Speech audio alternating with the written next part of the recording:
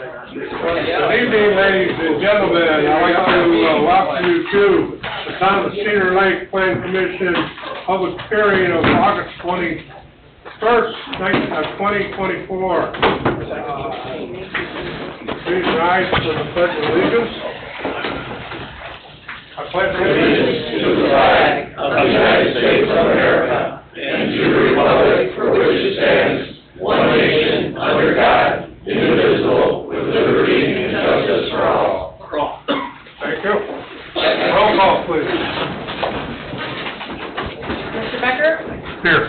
Mr. Parker? Here. Mr. Carnahan? Here. Mr. Hunley? Here. Mrs. Bensauer? Present. Mr. Volkerding? Here. Mr. Kapora? Present. Mr. Oliphant? Here. Mr. Austin just stepped away. Here. Mr. Bundy? Present. Mr. Kubiak? Here. Snyder is present.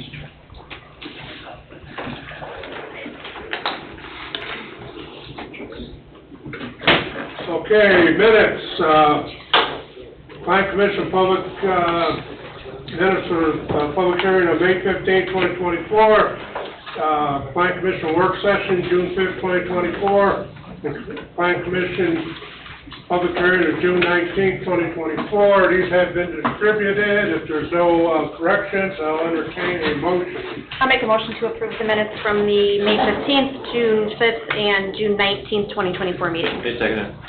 Motion made by Ms. Deschauer, seconded by Mr. Hunley. Roll call, please. Mr. Becker? Yes. Mr. Parker? Yes. Mr. Carnahan? Yes. Mr. Hunley? Yes. Ms. Bensauer? Yes. Mr. Volkerding? Yes. Mr. Kapora? Yes, motion carries, 7-0. Old business, Bank Shop Bar and Grill, preliminary plat. Owner, Joe Lopez, 3205 Wilmette Road, Linwood, Illinois, 60411. Petitioner, Adam McAlpine, 398 East 400 North Valparaiso, Indiana, 46383. Vicinity of 8120 Lake Shore Drive, Cedar Lake, Indiana. Petitioner is asking for a deferral for the next work session. I'll make a motion to defer this item to the next work session. Second. Motion by Mr. Parker, second by Mr. Carnahan. Roll call, please. Mr. Becker? Yes. Mr. Parker? Yes. Mr. Carnahan? Yes. Mr. Hunley? Yes. Ms. Bensauer? Yes. Mr. Volkerding? Yes. Mr. Kapora? Yes, motion carries. Can I add just one thing for that? Yes. He did ask for a demo permit to clean up some of the outside until we get the rest of this worked out. So he was here for the unsafe meeting tonight. That's why I made the motion to defer. I knew he wanted it. Yeah. Yeah. So he's got a 30-day temporary permit? No, we didn't do temporary. We just gave him a demo permit. Either way, he's going to have one, and his desire is to clean up the property right now, so we didn't want to stop that. Great. Yeah, I think that's a good idea, so I'm glad to see you guys do that. All right, number 2, Store Safe, final plat, making legal, final plat, making legal, lot of record, preliminary previously approved, site plan approved. Owner petitioners, Store Safe of Cedar Lake LLC, 5301 Dempster Street, Suite 300, Skokie, Illinois, 60077. Vicinity of 13649 Wicker Avenue, Cedar Lake, Indiana. Petitioner is requesting site plan approval with developmental commitment contract and final plat approval. So petitioner, yes, sir. Name and address for records, please. Yes. Jim Sag. I'm a principal and the chief development officer for Store Safe, 5301 Dempster Street, Suite 300, Skokie, Illinois, 60077. Okay, what's new? All right, Honorable Chair, Plan Commission members, glad to be here in person. A lot more pleasant being here than sitting in my room quarantined trying to participate here. So life is good. I thought what might be a little bit useful here to start this is just to kind of talk a little bit about how we got here, and then, you know, what progress has been made, and hopefully some next steps we can take to getting this thing approved in a way that, you know, serves the town well and has public benefit. and it works for us. So, a little bit about the history, when we, were thinking about buying this at the onset, we ordered a zoning report, Cedar Lake staff was interviewed, then we met in person with Ms. Abernathy, who no longer works here, and it was, made clear to us at the time in writing and at that meeting that, process was only going to be necessary if we wanted to develop the front parcel. For, several owners in the past, for many years, people continued to add buildings onto the back of that site by, pulling building permits, doing engineering, doing what was necessary, and that those rights, including having gravel parking on the back, ran with the property, and that, what would cause the need to go through this process was our desire to develop a building on the front. Why do we want to develop a building on the front? Well, we think the site will be a lot more attractive. We think our customers will be a lot happier. We think that the taxpayers will benefit from our doing it. And we went to our first Plan Commission workshop and received, I think, very favorable feedback. Ashley and staff had brought up that parking in the front yard required a variance. So the next time we came to a workshop, we removed parking from the front. Other than that, the plan was the same. And we walked out of workshop, I believe, with unanimous approval. We had to do a plat of consolidation to take a meets and bounds parcel. If we were going to involve the front, do a plat of consolidation, bring this lot into the 21st century. We did that, and I believe we prevailed 5-1 in favor of that. There were a couple of matters that referred to the ZBA, one of which was fencing, and I think that was going in a very positive direction, particularly because we voluntarily said we want a happy neighbor, and we want to go above and beyond to landscape and screen and create something nice for our neighbor. But where we got a little bit sideways is on this issue of parking, which we understand very well, the hot button and the sensitivity there. And as I've tried to say in many appearances, I understand that sometimes as a developer you're going to kind of walk into a situation, and this is just one of those situations. So we tabled this to research, the history of the site, and you all got a staff report that, confirmed the legality of our parking on the back. So I only bring up the past, with really one key insight that, I tried to talk about remotely the last time.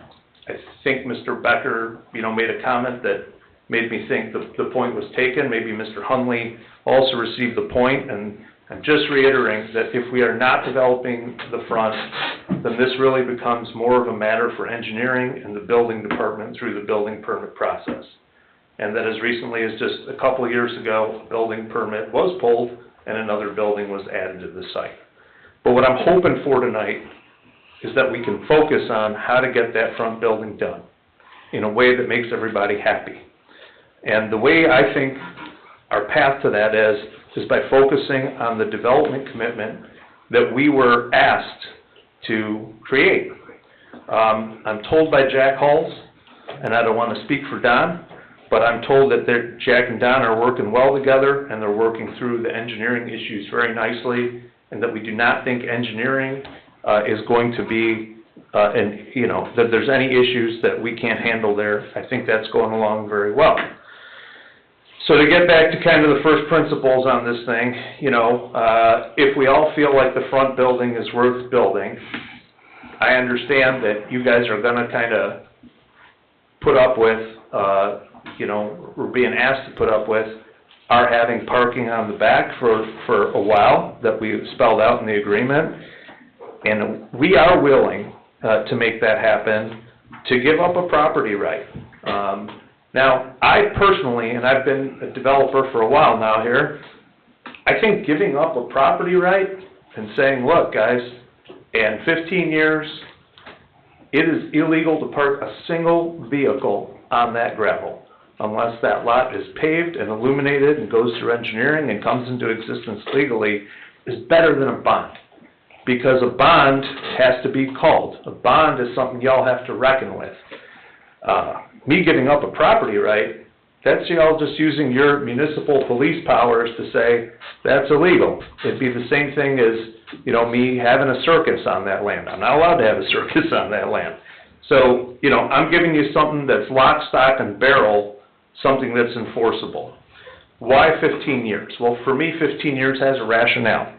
And that's that when we go get commercial financing, much like the loan that we have now, those loans typically have a 5-year balloon. They have a 5-year term.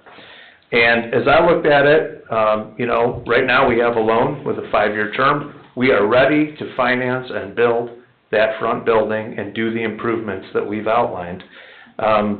You know, that time will come and go, and we can, you know, go to the bank and say, hey, we want to build 3 more buildings, another 5 years after that, so we're going to build another 3 or 4 more buildings. And the way I looked at it, you know, maybe too much of a developer is, you know, that really gives me not 6 phases, but three times that I can figure out a financial plan, look at the market and say, you know what, we need more storage, the market's justified, extra space, or CubeSmart didn't open across the street for me, hey, you know,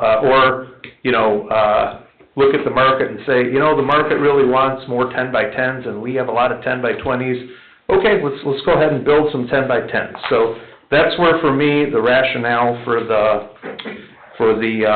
15 years comes from. It's really based on being responsible financially.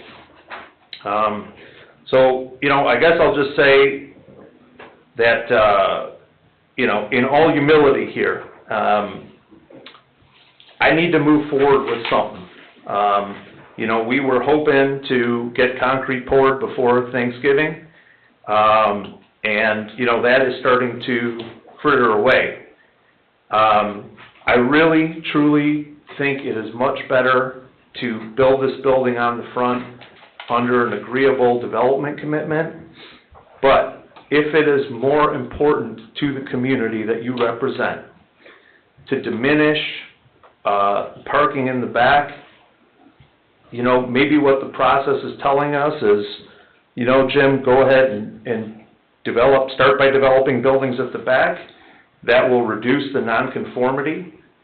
We have shown you on a plan, by the way, that during that 15 years, we've shown you exactly how we will be reducing that the nonconformity, reducing the parking.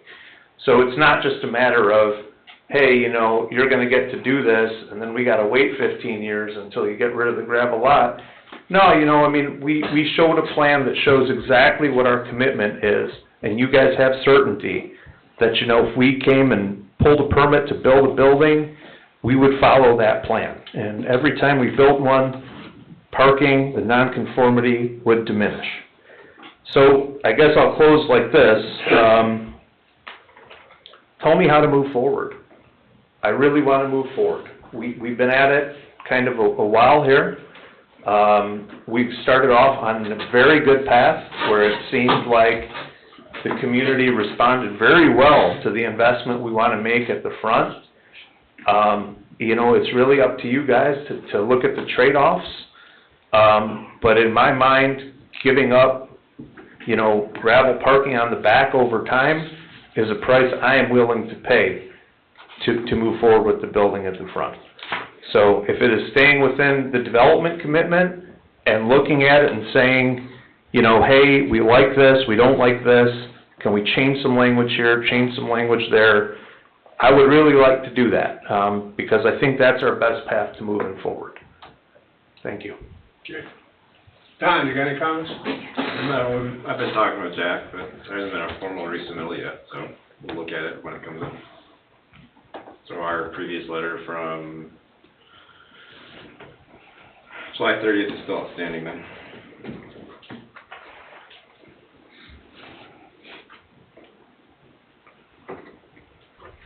Building department got anything? They are extending the water main, correct, with this new building to the north? Yes, it's just a matter of where we come. I think we were talking the other day, is we'd prefer to get extended through the 41 frontage versus coming behind it. So I brought that up to Jack, and it was kind of open for discussion, because I was waiting for some feedback from the water department and the fire, on how they best wanted to handle it, but right now we're waiting towards the 41 versus interior. Yeah. Yeah, I mean, that's a good benefit to get that much closer to the Taco Bell. I mean, we're heading, go in the right direction, so that's a huge benefit just to consider, I guess. Yeah. With the adding this building and building that building in the front, you're also gaining that infrastructure to, close the gap, so that's a good thing to keep in mind, I guess. Every little bit helps. Mr. Chairman, Don, does this project, as we're looking at it right now, require an IDEM permit for water extension? Yeah, it would. So it would require an NOI? Yes. That's, Is that a problem? I think so. It's just an extension. I'll defer to my council members sitting on the dais. Well, I mean, right now, and correct me if I'm wrong, there's a well on the property. There's already a well on the property that services the existing office area. Jack can speak further what that connection would actually be. Well, I'm only concerned about permitting right now. You engineers would work out details. For sure, so, Permitting is the issue. and I think that's a reasonable point to bring up. So this user does not require any water, except for a single service for a bathroom. And there is a well currently on the site that services that purpose. So if there was a matter of timing, we could work that through, because that infrastructure would be public infrastructure, and we're doing that would be a public infrastructure on the plat, not the site. So there could be a mechanism where a permit maybe for that water line is delayed, but we could still move forward with the project, because there's no fire protection needed for the building. The well is there to serve there's no improvements being done at that building where the water service is currently located. There's no immediate user need for it, but it is a long-term planning that it should be. Yeah, exactly, and we understand when we do a lot, we're required to do those types of water improvements. Yeah. And so there's no argument that needs to be done, but if there was a timing matter related to the town, I think that could be worked out. I think the concern here is, coming from Dave, is that we received a letter from the Indiana Department of Environmental Management with concerns about water. Mm-hmm. And then we had a person on Zoom last night who is concerned about us adding more structures with water and the potential of drying up wells in town. And so a couple council members and some staff are going to have to go down and meet with them. Sure. And I understand that those might be some conversations that are going on, and whatever that means, I wanted to just reiterate that these buildings don't require any water service. And so we're not increasing the demand on that. And really, the only reason why there would be a request for a water main NOI or a water main extension would be for the improvements, the public improvements of extension along 41, which... Extending from the existing Lakeview Business Park. Yeah, taking from Lakeview Business Park up to the north side of this It property. would most likely remain bagged and shut off until we did get users on it, because it would just be a water quality type issue. So, but it's there for future extensions. And our IDEM letter was put on our website as of today. So anybody can go online and see that IDEM letter that we did receive. Yeah, the point being on that too is it only refers to the west side of the lake, correct? It kind of refers to the east side too, but my personal opinion, I think it's more on the west side. That's my opinion. It references stuff on the east side mistakenly. They think it's on the west side, but it's not. There's some errors in that letter. There will be a water line running down north and south about 41, like, right? So that's, our engineering, because, so if we want to pull that GIS up just a little bit, that might be helpful. Yeah, so over on the south of the hen parcel, right there where the cursor is, that's where the water main stops for Lakeview Business Park. And the hen parcel in that home that lies north of the hen parcel is actually unincorporated Lake County. And so we would need to go into the public right-of-way of State Road 41, and then run north to our parcel, and then extend the water main across the frontage of our parcel. When I was getting at, That's what we're being asked to do. would there be a fire hydrant in the Yeah, back there? exactly. It's a 12-inch water main. It would be part of your master plan for trunk lines in town. Just want to make sure I didn't understand. You're saying that water line has to go under the highway? Not under the highway, in the right-of-way. So it'd be, so if you see the yellow line there running north and south, that lies about 20 feet off of the edge of pavement, maybe even more than that. We would be right next to that yellow line, so we would not be underneath the road. What about future expansion of 41? That's what, so what our current plans show is not doing that. We show taking from the end of Osborne and running through our property along the south line over to 41 and then back up. And there's some concerns from the water department reasonably that we're going from an 8-inch line to a 12-inch line. That 12-inch line is a short segment on 41, and it could get very stagnant because there's no users on that pretty long line. So we've been asked to approach NDOT and to see if they will allow the water main to be in their right-of-way so that the extension could go where it should be, and that is along 41. You're good with installing this water line and leaving it dead until as time, the loop can be created. That's your point, Tim. We felt that, we heard what you guys wanted, and that you would rather have 12-inch water main along that frontage, even though it's off-site, that we would do that in lieu of running the 8-inch through our property, yes. So that's not a hang-up. The only hang-up is, that I'm hearing is the gravel and the parking? Well, so as far as the variances and all those matters and a lot of feedback that we've gotten back from the Plan Commission is that parking on gravel is not something that is allowed under the current ordinance, so we're trying to bring this into conformance. And Jim feels pretty strongly that the best mechanism to do that is with a development agreement that eliminates that right over time versus guaranteeing you with the bond that it will be done. And he's suggesting a 15-year process to eventually eliminate the stone.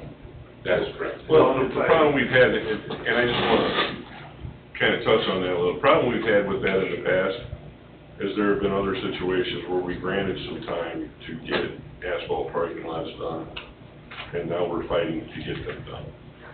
I'll say two things. Number one, when I hired DVG, and thank God I did, one of the first things Jack said to me. Right about that. Yeah. One of the first things Jack said to me is, please put money in the budget to deal with the water line. And the money is in our budget. We are agreeable to it, and we are prepared to do it financially and otherwise. From day one, that's one of the first conversations we had. Mr. Parker, what I'll tell you is, and I tried to give an example of earlier in my career that's, walking into, sometimes as a developer, you just walk into an issue even though you didn't do anything wrong. You just happen to, timing is everything, and you walk into an issue at a certain time in the community. Because government makes everything simple. That's right. Well, the fact is, we did not create parking illegally, okay? And we went to great pains to understand our property rights and affirm them and research them before we bought this property. So what do we do about it? Well, if we want to improve the front of the property, we're being asked to do something about the back, and what we offered, we feel is reasonable. We feel is very reasonable. Connor, is it just is pervious surface, right? Impervious is asphalt or concrete. I mean, technically, by your stormwater fee ordinance, gravel is still considered Impervious? Yeah. But we're willing to let it go. I mean, don't misunderstand me. And then the only other thing I want to say, Mr. Parker. I'm just trying to get my memory Yeah, refreshed here. the only other thing I want to say is, we would have been happy to walk out of ZBA with a variance, but the guidance we got was, hey, why don't we come up with an agreement that governs this situation? And that's why I hired Dave Westland, and we created this development commitment. We would have been very happy to just have a conditional approval at BZA or something like that. But we have been trying to follow, what has been asked of us. And so we developed this document because we were asked to, and that's how we got here. If we do nothing, this out-of-sight parking lot, what we've made gravel for, till someone else buys it, right? Unless you can make more money on storage facilities. Which we can. It just takes time. As I said from the onset, and I've been transparent about it, that parking helps with our carrying costs while we do this thing at the front, Otherwise, look, I mean, with no hard feelings whatsoever, you could say, look, phase one is developing 24,000 square feet, and this is probably the first thing I said at Plan Commission, first thing I said to Ashley. If we don't feel like it's a good idea, we can really just pull 2 building permits for the buildings on the back. Phase one will still be 24,000 square feet in the form of 2 buildings. It will reduce the parking. The downside of that is the site looks worse. Some of the public infrastructure we're talking about doesn't happen. And frankly, I have to go back and be like, hey, this is a change of plans. I'm going to do things a little bit differently. I don't want to do that, and I think that's a lose-lose. So, but yes. Let me ask, is the stormwater, shed retention, detention, is that adequate currently? So, when Lakeview Business Park built out, at that time, the owner of that subdivision also owned this ULOC. So he actually kind of forethought, and he actually provided detention for this in the Lakeview Pond. So there's a connection in Osborne, essentially to the existing detention basin there that it's small and undersized, but that Lakeview Pond is essentially sized for a good portion of the highlighted parcel here. It doesn't include the fronting parcel, or the front kind of shed, but everything east of probably the first row of buildings is included. So if they build this out fully, including that other frontage parcel, they will still have to provide some detention there, but a good majority of it's already provided in Lakeview. I don't think there's a question that this started out as a good idea, and that water line has to be done. I think your business plan of 15 years is something I can't get my arms around. Internally financing that, internally, you talked about loans and that kind of stuff. That 15 years is just not, I can't get my arms around that. Everything else we want to do here, I like it. I like the phases, but 6 phases over 15 years maximum, I get it. That's my only hang up.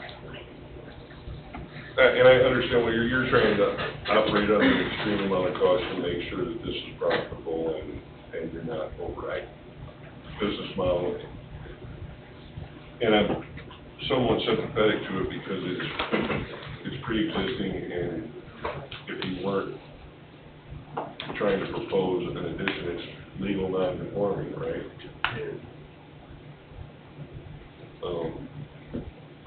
Mr. Austin, what are your thoughts on this developmental commitment? It's close. I have not reviewed it closely, but I've read it a couple of times, and it's close. So, It's an instrument. we're waiting on that, and we're also waiting on a letter to get back to Don. Either way, we're not voting tonight, correct? No, they understand that. Yeah, so at our work study, we said we'd like to come back to this meeting, somewhat use it as a work study meeting, where we would continue the I recall. dialogue, and that we'd be back here in September for another work study, and that we would ask for consideration for approval at your September Plan Commission meeting. So we're not asking for any vote of any type this evening, but we are asking for us to have some clear direction as far as what's going to be happening with the development agreement, what are the action steps, because we don't want to get to this point in September and say, we're not ready to be here. And so I think that's fair. really what we want to get out of That's fair. tonight, is what are our action steps, who needs to do what, and so that we can move forward. I'm hearing Mr. Hunley and Mr. Becker, on it's gonna remain gravel if, nothing is done, and I could consider, proceeding, but I haven't committed yet. And if I'm correct, if they agree to this agreement, let's say you only do one phase, or 2 phases, you didn't do the third one by the 15th year, when the 15th year comes in, you'll be no longer... Yeah, there's 2 choices at that point. And by the way, it runs with the land. It's not just me. There's 2 choices at that point. Pave it, illuminate it, with engineering, with a building permit to bring it into conformance, or it's gone. You can't park a single vehicle on it. And, I'm gonna guess at that point, maybe it's 1 phase short of having been eliminated anyhow. But yeah, I mean, this is truly both of us saying, we gotta give something to Give get and take. something here, and I hope that, we each feel like we're giving and getting enough. And if business is good, it could go faster than 15 years. Sure. Right. Don't What are you trying to rush? approve an extra space across the street, right? Put Not till you're done. Put a moratorium on storage after we're approved, yeah, no. There was a period of time you couldn't get a storage unit in town because I tried. I had to go to Hebron to get a storage unit. Well, I'm gonna tell you, Northwest Indiana is very interesting, and we own a whole bunch of storage up here, and you know how it is, if you own something in Maryville, you're really servicing Cherville, because Cherville doesn't allow it. Obviously St. John's is a little particular, so, yeah, it's a moving target. It's a moving target, and, some towns, you see a proliferation of one use, whether it's storage or nail salons, and then people say, I don't want any more nail salons in this town. All of a sudden, there's more moratorium on nail salons, or whatever. So, things are dynamic over a 5-10 year It'll be period. climate control, right? Oh, yeah. Yeah. So we just need to be able to judge the market at every point, decide how much we might build 4 buildings at once. A phase might be 2, a phase might be 4. We have to, I'm just trying to build in the conservatism here to be able to look at the Can you market. come off that 15 years at all? You tell me what you have in mind, or this can be a conversation, Mr. Westland is having with Mr. Austin. Let me start through. What's the longest one you ever saw, Dave? Longest what? Long-term commitment. Well, he's right, they run with the land, so sometimes you'll have a commitment that will run with the land in perpetuity. So they're as far as that, and they're as short as whatever a temporary or interim get to a point use or need is, and it's everything in between. Yeah, there's deed restrictions that run 99 years, there's land leases that run 99 years, but. I appreciate the long-term, the 15 years. It's better than coming in and saying he's gonna do it in 5, and then we're in a pickle, like we have been. But you want to build back there. Yeah. Or to pave as much as we want it done. That makes sense to build back there. It just does. Yeah, if it made sense financially, I'll just be clear, to pave it right now, we just pave it. But storage is more profitable than parking. Asphalt's expensive. We want to work our way out of this. I don't, if maybe we get to a certain point and we're like, hey, there's 1 phase left, should we just put asphalt on it and illuminate it? Sure, we could, but storage is more profitable than parking. The parking is really there to help us carry this thing. We're gonna, kill revenue, right, to be able to do a phase. I'll have to kick trucks off of there to build 2 buildings, and, you know, it helps me to have the other income coming in, so. I understand. And the other thing that's happening in these phases is, we're filling up the buildings that we just built before we move on to the next one. And even in great markets, the most you're gonna absorb is like 4,000 square feet a month. That's like Hall of Fame absorption right there. Most of the time you absorb like 2,000 square feet a month. You know? I don't know how storage became so popular, but I go to a little community called Toto, Indiana once a month, and it's out in the boonies, and they popped up a whole bunch of storage units. Because people can't get rid of their junk, that's Yeah. why. Yeah. They like to store their junk. Yeah, you know, man, I had so. See, yeah, you know. I've used outdoor storage and indoor storage. I had 10 cars. I have enough buildings to store everything now. But if I'm gonna build something, I'm gonna put it on the back burner until I build it. I just am close to finishing one that's in the parking lot. Yeah. So I've had indoor storage. It's expensive.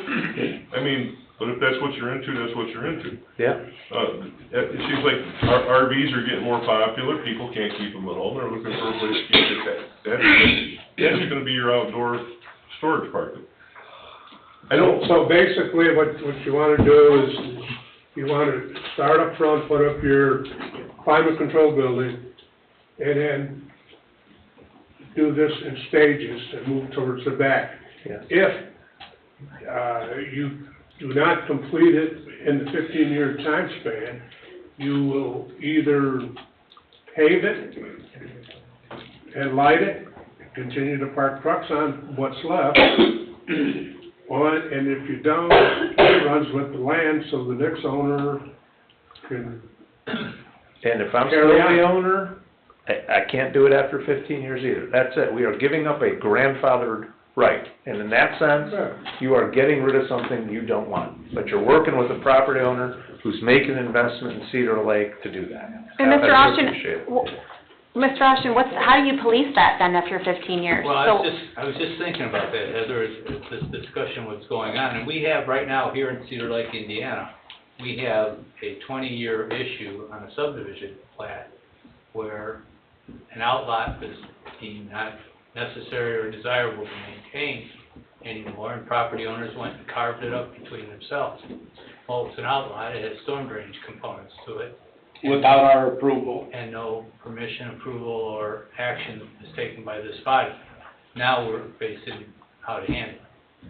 Done. So, well, I'm sorry, Jerry, but so what's the deal then? After 15 years, he's gone, someone else buys it, it's gravel, everyone's still parking on it, what do we do as a town at that point? Well, you have to use your ordinance to enforce. You'll have to use the approval of this body to enforce. You'll have to go to the commitment or the language appended to the approval documents to enforce. So what is it at that point, daily fines? We don't have any money, so we can't do it ourselves. It could be, that'd be one of the things I talk about with Attorney Westland, about beefing up enforcement, inclusive of costs, fees, expenses, penalties, per diems, whatever they are. Now, does that get us our asphalt? No, but that might get us some recovery on costs. Cars up.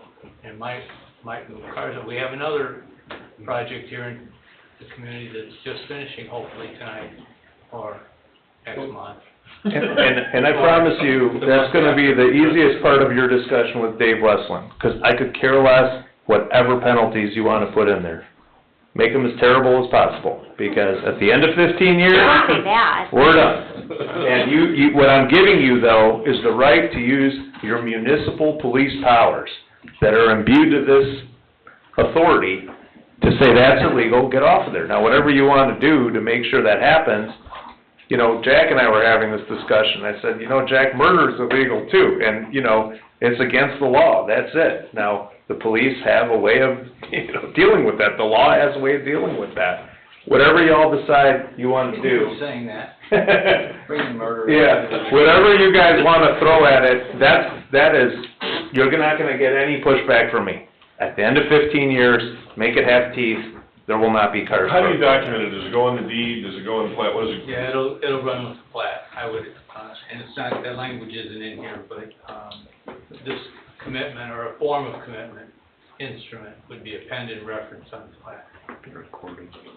Would you do 10 years? Covenant restrictions, I'm sorry? almost like the covenant restrictions on the Yeah, subdivision. yeah, and it'll be referenced.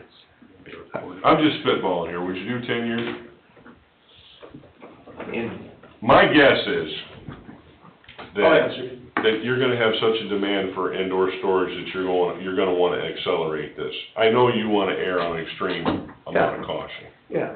I'm just looking at it realistically, like, how many financial vehicles it takes to do it, and that loans are 5 years, and, you know, it just gives that opportunity, that's all I'm looking at. Could it be faster? Sure, okay, have a recession, competition, whatever, you know, that blows a hole in it.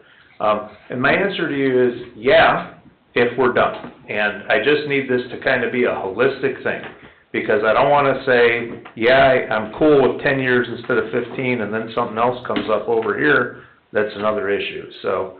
I will say conditionally, yeah, I don't have a crystal ball to know what else is gonna come up. Yes, I do. Please remember, things happen that are out of our control. We're dealing with IDEM now in this town, Well, there's gonna be some contingencies on this no matter what. that we didn't anticipate as a community, much less the property owners and developers or business owners could anticipate. So things happen, 15 years, things can happen.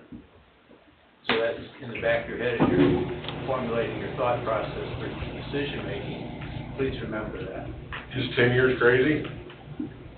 You don't want to ask me that question. I'm asking you that question. No, that's not crazy, it's not appropriate. In my Don, go ahead, sorry. Well, and I'm gonna explain to you because you know how my mind works. It's legal non-conforming right now. It is, He doesn't do anything, it's still legal non-conforming, and we don't get our water line. but he gets his project, he gets his development, he gets his business expansion. So that's the balance. But, again, he could do nothing and rent that outdoor storage till hell freezes over. Well, they could, but we don't know what we're gonna be permitted to do with the water line. We don't know the IDEM water section But position if part of the contingency is an agreement for the water line, then we know we've got the water line. on issuance of permit specific. That'll have to be referenced here. And we won't know, and you might as well know this. We don't know if we'll know something in 2 weeks, 2 months, 2 years. Yeah, but I think We don't know. Yeah, I think Mr. Halls has proposed a way, and I'm sure he can work with Don, to uncouple those things anyways. If you can have our commitment on that, whatever it is, that's part of, you know, that's how part of things can be conditioned, but that doesn't. No, I think, so where I was going with that, Dave, is that, so there's actually 2 petitions in front of you. There's a final plat, and then there's a site plan approval. And so, one of the guarantees that you have with a final plat is that you have a performance bond to make sure that a developer performs the work that needs to be done, and then you have a maintenance bond that covers any public infrastructure. So there is a performance bond to make sure that the work gets done. So if the water main is a part of the subdivision plat, whether it's put in now or put in 10 years from now, there's a performance bond that covers that work to be done. And so that's what we mean by uncoupling that. So we could post that performance bond, and we could get the plat recorded, and therefore we could pull building permit, because we have a final plat, we have a legal lot of record. And then, because we don't use any water, we're not tapping into that water system, so it's not a demand on the system. And we can pull those permits, and there's a performance bond that's still sitting there for the subdivision for that water main. And then when we can file that permit with IDEM and get that built, then we can build it, and we can move that performance bond into a maintenance bond once that's just like any other subdivision work is done.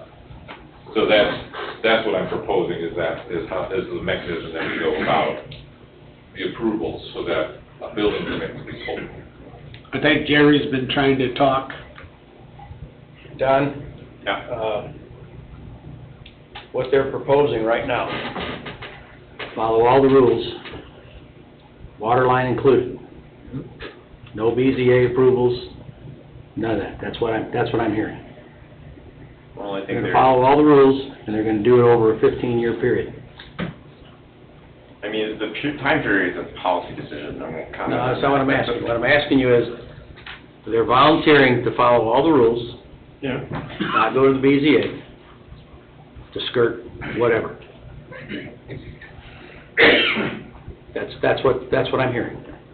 Right, there are items that would be covered in the BZA petitions that are in the development agreement, and that one of those is the continued use of the gravel, because. Yeah, but we're not waiving. You're not waiving it. We're not waiving Correct, no, something, you're not waiving we're not it. waiving something after the term. Correct, I just wanted to clarify Okay, that. all right. Well, is Mr., go ahead. I just wanted to clarify phase 5. As these things move forward, especially outside of phase 1, when you start getting into the back, are you illuminating as you go? I'm sorry. Are you illuminating as you go? Yes, You are? because Yeah, the buildings are the illumination for the drive aisles. Okay. Well, I was getting to phase 5. It says with elimination of rear parking unless any proposed future parking area in the 30-foot rear yard setback is paved and illuminated. Oh, What does that mean? We can, if we need a photometric plan, we can. I know, but it makes it sound like after phase 5, you can still park in the rear setback. I thought all parking was being eliminated after phase 5. it would have to conform. It would have to be paved, it would have to comply with your code. Okay. So it would have to be paved, have to be illuminated with, a photometric plan, it would have to comply with, storm retention, et cetera. So if we wanted to do that, we have to pull those. I just don't think the engineering plans are very clear in that. Nothing We shows can anything in work that on that area. language, but the intent was is that any area does not have a building on it in year 15, they would have the option to pave and to illuminate in accordance with your requirements at that time. For outdoor storage? For outdoor storage. If, you understand what I'm saying, but we're gonna bring the outdoor storage into conformance if there's not a building there instead.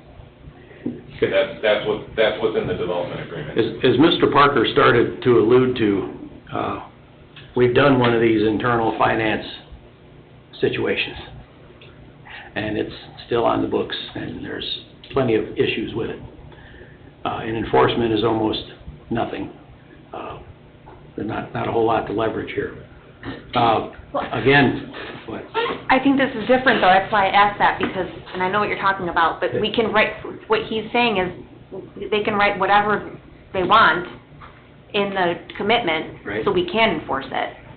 So whether that be $5,000 a day fine, or whatever it is, And here's the other thing. we don't have that now. And I'm just looking at this, because frankly, I do this. If you're gonna asphalt something today, that you're gonna rip out in 3 years and build a building, that makes absolutely no sense.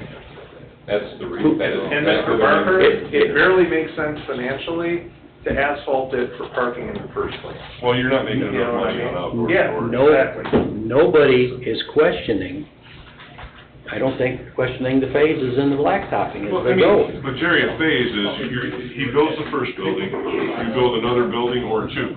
You're gonna have to asphalt and illuminate that area as you go. You're gonna have drive circles or whatever you're gonna have.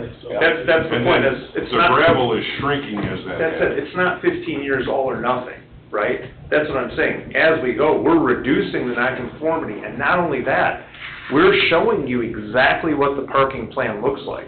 So you're not gonna go there and it's gonna be this cattywampus truck over here, trailer over here, pile of landscaping crap over here. I mean, it's pretty organized what you're getting, that's the plan. So, and I was trying to explain, and that's why we did this phase plan, that as you add these buildings, the drive aisles, the circulation you need for vehicles is pretty big, right? So your fire marshal's gonna look at this plan during, actual plan review, and be like, when you pull that building, I'm gonna want you to have at least 30 feet here. To get a fire And, truck. and so we try to look at that and be like, look, this is how it would look orderly. I mean, even if it's gravel, once I disturb soil, to build these buildings, I'm sitting here smoothing this out, I'm I'm showing you exactly how cars are gonna be parked, so you can even enforce that.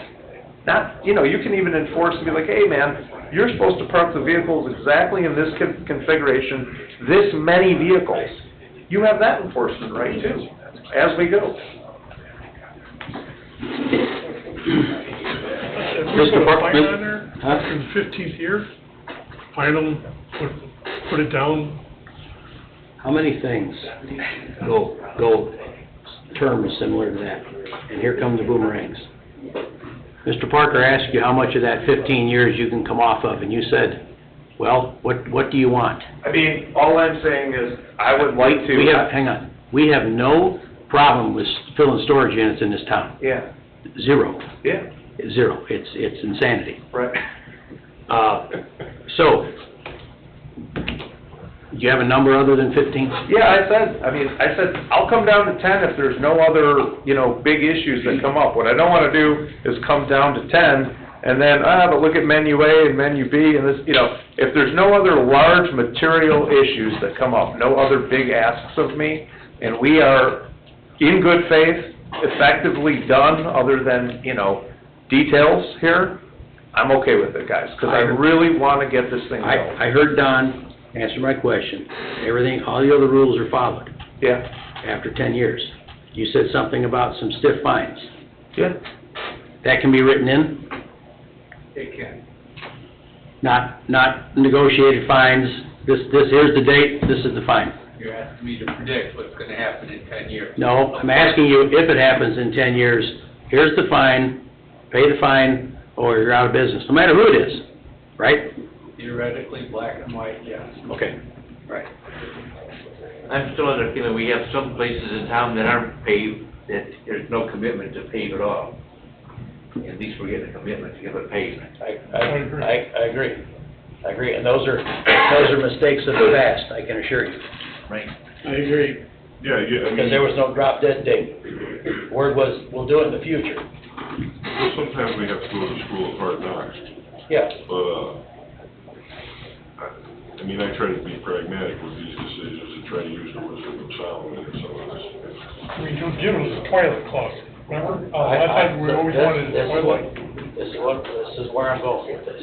Or I want. 10 years, somebody's gonna be here to remember this. Probably me. You know what? So, Part of my money would be on your show. I vote for Heather. so I think we've covered a lot of ground tonight, and we've been super helpful. Thank you very much for the dialogue. We'll be back in 2 weeks. Don's gonna have my resubmittal on his desk tomorrow morning, because it's ready to go, it's just in his head. Do you have any issues? I mean, they're following everything else except what they're asking for in the development agreements, like screening, this build out and stuff like that, stuff we've already kind of discussed. I mean, as far as stormwater, they're following that. As far as lighting, we got their lighting stuff. I think we're getting their lighting stuff with this next submittal, so that'll all conform to So, do lighting. we have somebody ahead of the game with stormwater already? Yeah, they've already got part of the subdivision or future subdivision, already accounted for in Lakeview. And they'll account for the rest of it on site where the existing basin is now. So that's all being followed. They're not asking for any waivers from any other ordinances that I'm aware of. So. Actually, there was just one, and I think it's pretty Oh, come on. self-explanatory. Here we go. There's an existing storm sewer between the existing buildings. We didn't put that in, and it doesn't exactly meet all the ordinances. It's running to that recessed area. No, It's acting like as the running through the In drive between the aisles. buildings. Oh, okay. It's the existing storm sewer between the buildings. It's super small, But it private. ends up in that. That's the detention basin, but yeah, they're Yeah, like it ends up in the 8-inch basin, sewers. and Not we something we are, would allow now, but. we are accounting for 100-year Legal storm. non-conforming. So we're making improvements on the south road. We're making accommodations according to your ordinance, that water, even though it doesn't get into the structures according to the ordinance because it's existing, will be captured by our new system and brought to the pond in accordance with your. Essentially putting in a new trunk line, and they're leaving all the tiny laterals. So, that's That's the been there only for 30 little years. caveat to what you're saying. the messes stay on your property. Yeah. And if we want to be good faith, finish all issues, the screening issue you just brought up, Don, I mean, I would say at ZBA, if Mr. Corey, you were there, I would say that seemed like that was headed for a favorable vote, where we said, look, we already have a fence running along that virgin forest there, doesn't make any sense for us to put, a solid fence in there. But what we did voluntarily is we proposed, and it's on the plan, which is an exhibit to the development agreement, a very nice screened plan for the neighbor along with the landscape buffer. Just to be clear, that's in the development commitment as well. And if I'm given on the 5 years, I'm gonna ask that you go along with what it seemed like your zoning board was gonna go along with anyhow. There's still a 6-foot fence for security though. Oh, yeah, I mean, we have like a gate and all that. He needs that for Yeah. the storage. Yeah, this is only, along that wooded area. And my point is, I just did a development in Florida where I have a project that's like against an Everglades. And the landscape ordinance said I had to put these little plants in. So I got there and I'm looking at it, we have these tiny little plants and then there's a jungle over there. I'm like, well, this was a good use of money. Didn't make any sense. So I kind of feel the same way about this. Like, you have a woods there, whoever's gonna develop that is probably gonna keep a lot of that as their buffer and as their landscaping. That's what I would do as a developer, so. What, Don, they have to maintain the buffer since it's alive, right? Which buffer? The one They put trees in, arborvitaes on the north side of that fence. That has to be maintained. Yeah. Yeah, has to be maintained. Okay, and what are we doing for arborvitaes? We're not planning to do any, there's an existing fence on the property This is line. different. Okay, so what's the screening you're talking about? Yeah, Mr. Wilkening, at the front, we have a very robust landscape plan, and we have a very nice opaque tall fence that is gonna be very pleasant for our neighbor. What we're talking about is all along that northern boundary, there is a chain link fence already. And your code is that the fence has to be, opaque? 6 foot. Yeah, 6 foot. Opaque, and there's literally no point to it. It's making us spend money on something we don't feel is necessary. And again, we have a perfectly good fence there. It's not where I want to spend money on this project, and it seemed like ZBA was okay with that. Trade-off being that we're doing something very nice at the front that we're not required to do. So that's in the development agreement also, and I would just ask that you. So we are asking for a waiver of screening. Yeah, that's in the development It's in the agreement. development So agreement, yeah. essentially fencing around the commercial parcel in the front that's being used as residential. Right. And then the north long parcel, the vacant parcel without the trees on it, is actually residential. How much of those slats that slide down in the chain link fence cost? No idea. I don't know, but if you actually go look at it, We at the BZA felt that, eliminating his liability for putting screening on that north section, boundary, would be granted. I'm sure it would have been granted. The only opposition we got was a quick note from Tim, who stated that that's residential there, and if they were to develop that residential, then screening would be needed. Everything I've heard is that odds are 99% that if it's developed, it's gonna be developed commercial because of everything else around there. But that brings a point up, should we add, okay, that's fine. should we have a clause in there that if it does go residential, that a screen, a fence has to be put up? That's fine. And then that takes care of that. If they should develop a residential, then it's the responsibility of the storage. If that gets developed residential, that would be the dumb, I've seen a lot of dumb things around here. Well, very true, but we're cutting our butts here. As long as it's not storage. It's existing. The well is taken care of between the neighbor and you too. Right. That went well on the property? You've already settled with the neighbor on that too? No, I had no reason to talk about it, and I have nothing approved yet, so, but we will. Yeah. Yep. Mr. President, So I can walk out of here knowing I'm not committing malpractice. How are we to treat in the discussions between now and whenever this comes back? The water issue, water permit. Please remember, this timeline's really important. Well, The letter, let me finish, Greg, please. The letter from IDEM dated August 8th is on the desk of the town council president August 9th. The town council for the first time last night, August 20th, saw, heard, and talked about that letter, that notice, that information, and started in place a game plan, a strategy of, one, learning what the problems are, two, dealing with the enforcement agency, and three, beginning the process of not only assessment, but compliance. So we've just gotten all of this, but it's still real. And I heard Jack's argument, we're not taking any water out of this. We don't know what IDEM is gonna say about this. I'm not sure that you heard the same thing I heard. Didn't you propose holding a bond for the water line?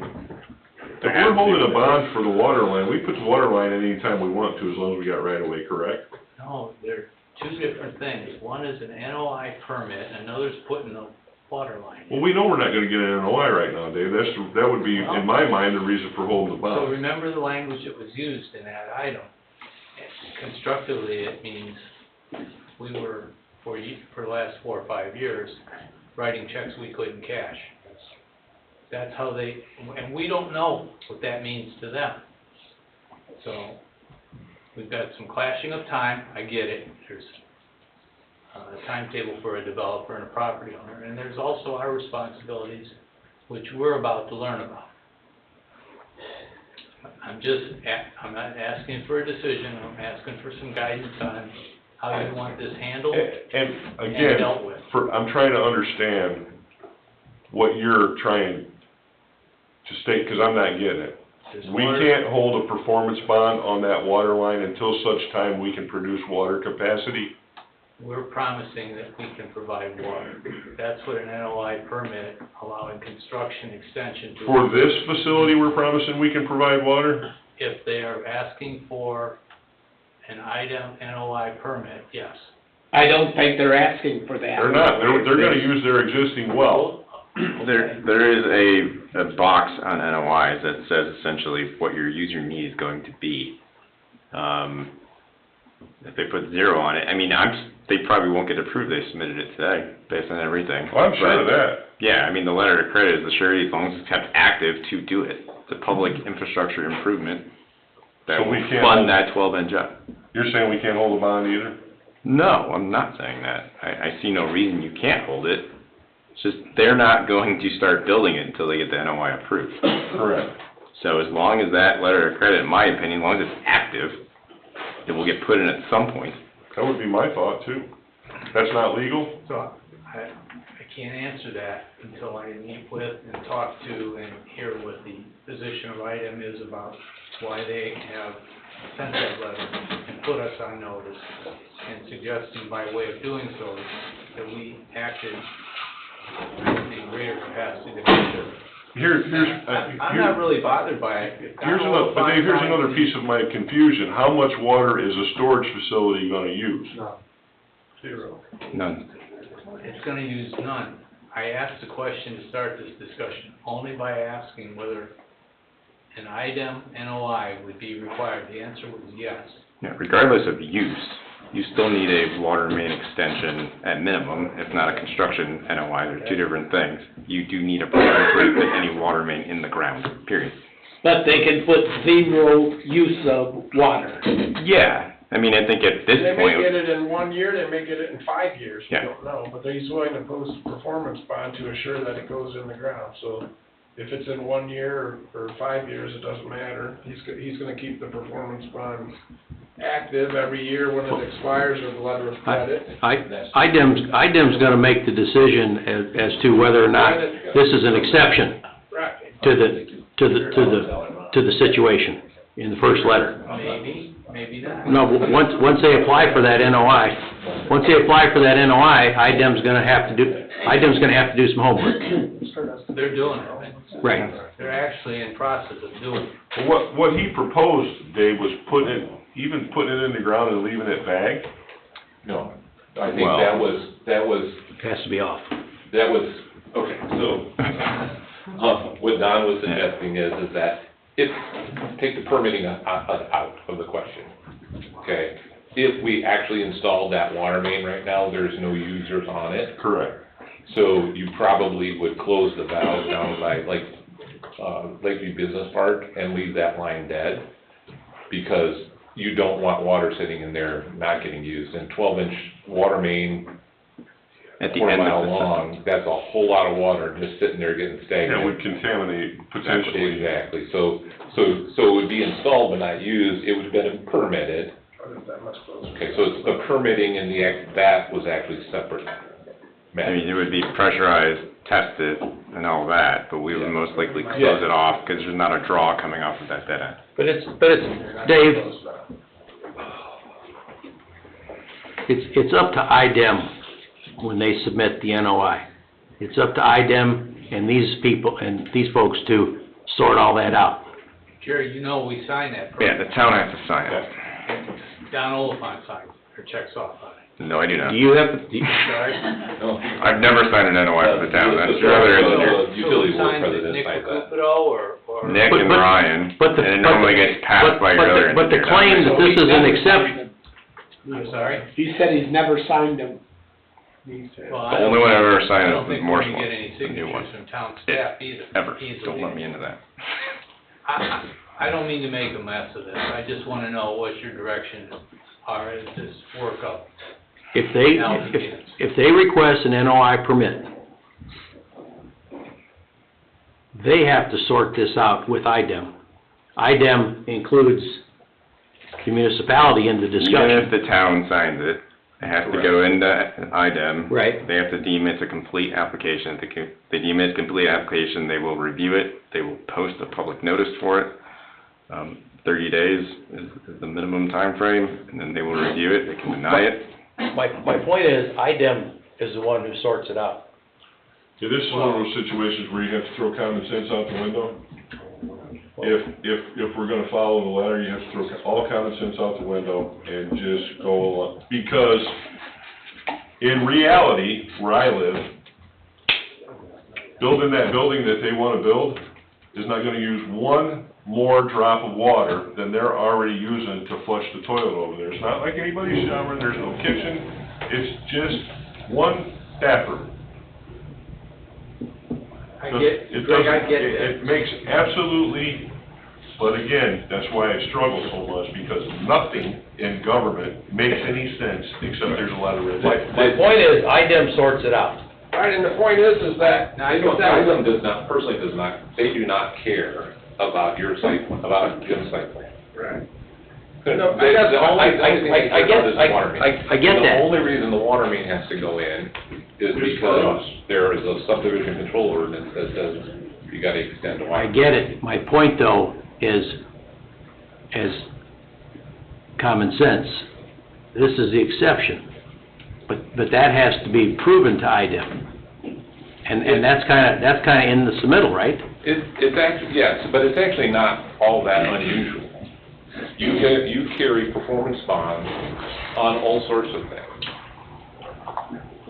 So a performance bond guarantees the town that work will be performed in accordance with its rules in order for a final plat to be recorded and lots to be available for sale. So in any residential subdivision, there's work that is not done, that you're holding a performance bond on, that assures the town that it will be done after the lots are recorded.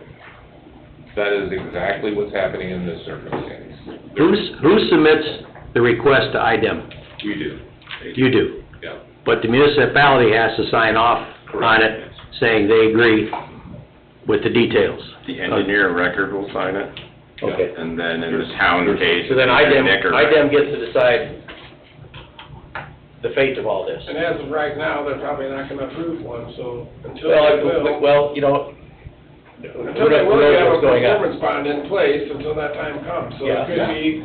That's exactly what we're saying. But doesn't IDEM have He to? doesn't need to water. Doesn't IDEM have to say a performance bond, that's okay? They don't get involved in that. They do not get involved. There's nothing that needs to happen other That's than your you problem. making sure that he's gonna put that water line in the ground at some point in the future. That's what he's saying. Could be tomorrow, could be 10 years from now. We don't know the time frame because nobody here could possibly answer that. But if we're holding the money to do it, it's a non-issue. Right. If we're holding the money to put the line in the ground, it's a non-issue? Yeah, I don't know, I don't think so. I think they're two different things, and we're two different wavelengths assessing. Money's one thing, the surety is money. But I guess, The reg, and how they're forgive me, applied but I by guess item, we've just wasted a whole lot of time tonight talking about it. I don't think so. We have work to do on the town side, from a municipal utility perspective. Again, which we all know we're moving towards doing something with that, but in the meantime, does even an expansion of a business, does it stop? Planning for the future of the water line, that stops too? I mean, I don't get it. We hold performance bonds for all kinds of things. Why is this an exception? I don't understand. Because of IDEM can reject our performance bond? No, they don't have anything to do with that. So, Performance bonding criteria of available service, which is what the permit says we're doing, are two different things. again, I'm still stuck on they're not using any water. I get it, I heard all that too. And You wanna come back to the next work session too, right? The water's not. Yeah, well, what we want- obviously, we're not gonna get, that matter settled tonight. No. We didn't expect to get, an approval tonight, so we're planning to come back in 2 weeks. Well, I just like to hash everything Yeah, no, out. I appreciate that. I like for people to leave here knowing what they need to do with no surprises later. I really do. You have an idea of what we need from up there. Yeah, so, and. That's one of I think the reasons why I'm so water- angry. That isn't happening enough. People leaving here knowing what they need to do. It really rubs me wrong. Okay, do you have any more questions? No, thank you very No much more- for your no time. more discussion here, we'll see you in 2 weeks. Thank you very much. Thank you. Do you need a bunch of first? Do we need a motion to defer this? Motion. I'll make a motion, we defer this item. I'll second it. Motion by Mr. Wilkeny to defer, seconded by Mr. Becker. Roll call, please. Mr. Becker? Yes. Mr. Parker? Yes. Mr. Carnahan? Yes. Mr. Hunley? Yes. Ms. Sensauer? Yes. Mr. Wilkeny? Yes. Mr. Capora? Yes, motion carried 7-0. Mr. President, I would like to ask one more question. Go ahead. If there's no solution to some of these things that we're reviewing at the Plan Commission, why are we even putting them on the agenda? we didn't know about this particular issue until August 9th. They haven't been here, you haven't had the opportunity to talk with them. You didn't even have a chance to talk between yourselves until last night. So, Greg, that's why. Sequence of things occurring created what just happened here. At least from my perspective. And again, I apologize if you think that there's a mix-up that I'm creating. I don't want to do that. I want to know, though, what direction and guidance from you. I just want to, Dave, in my mind, this already exists. Adding a building to it doesn't change. It's not like a new development, in my view, where everything starts at the beginning. This is an addition.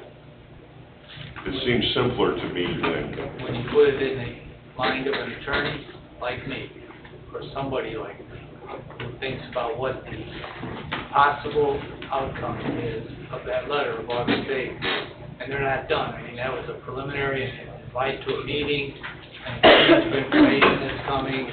Bob indicated the organization by the council of how to go about beginning communications. I mean, there's nobody sitting on their duff on this, for sure, number one. Number two, there's a planning process to learn what we need to learn. Just like the lighthouse well that we bought. It was an approved well by IDEM, and now IDEM is, treating it like it's a brand-new well, and we gotta jump through hoops to have that well approved. All right, let's move on with the agenda. One more comment, John, please. I've been here when IDEM has enforced on utility issues. I've been here when six-figure checks have been written to IDEM, and remedial projects have been required as part of enforcement decrees. I've been here when they've come through and told us how the community's gonna run for a 10-year period. So, it's worst spin, and it's worst out, and I'm not suggesting that'll happen here, but they're in the right section of the Indiana Administrative Code. Dave, I've been dealing with that guy from IDEM personally on some stuff at work, and I'm gonna call him tomorrow and ask him if, and just because I wanna know, because the well already exists on that site, and they're using it. Are we proposing forcing them to hook up to this water line after they run it for us? Would IDEM propose it? Because I just wanna know for my own personal. I think those are great inquiries, and you should make them. That's what the exercise last night and dialogue with everybody in the council was about. Let's get to the bottom of it. And I know they've changed some guidelines, but I don't. Water is so important. All the time that I was here before, I don't remember a single time that we forced someone to hook up to the water just because it went by the property. If you had an existing well. Commercially, we have. 133rd Avenue had a lot of open. So is that the potential for holding this up, so we make sure that we hook them up to the municipal water? No, The only person that we made hook up to municipal water was the Hen subdivision when Dick Hen built his house. He subdivided in front of Water, but that house wasn't there. It's all brand new. That was all brand new. I don't back far enough. Before I don't remember a pre-existing structure that had an existing well that we forced onto the water. What comes first, an item approval or the plan commission approval? Plan. You have to approve. Before they go to item.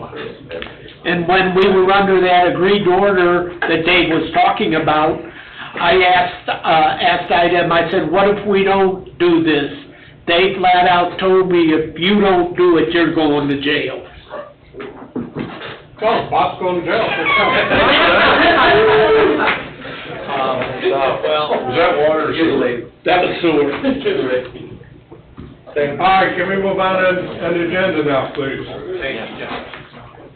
Number 3, Shilling Development preliminary plat, owner Cedar Lake, 133 LLC, P.O. Box 677, St. John, Indiana, 46373. Petitioner, Shilling Development, P.O. Box 677, St. John, Indiana, 46373, vicinity of 5604 West 141st Avenue, Cedar Lake, Indiana. Petitioner is asking for deferral to the next work session. Petitioner is presenting a preliminary plat for Lakeside South Unit 1.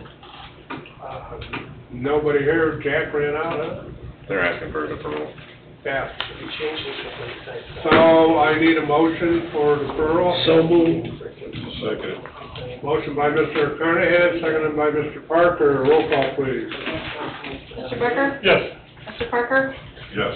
Mr. Carnahan? Yes. Mr. Hunley? Yes. Ms. Nessauer? Yes. Mr. Wolfgang? Yes. Mr. Kapura? Yes, motion carried 7-0. Number 4, Newhouse preliminary plat. Owner Melissa Newhouse, 14829 Reeder Road, Crown Point, Indiana, 46307. Petitioner Michael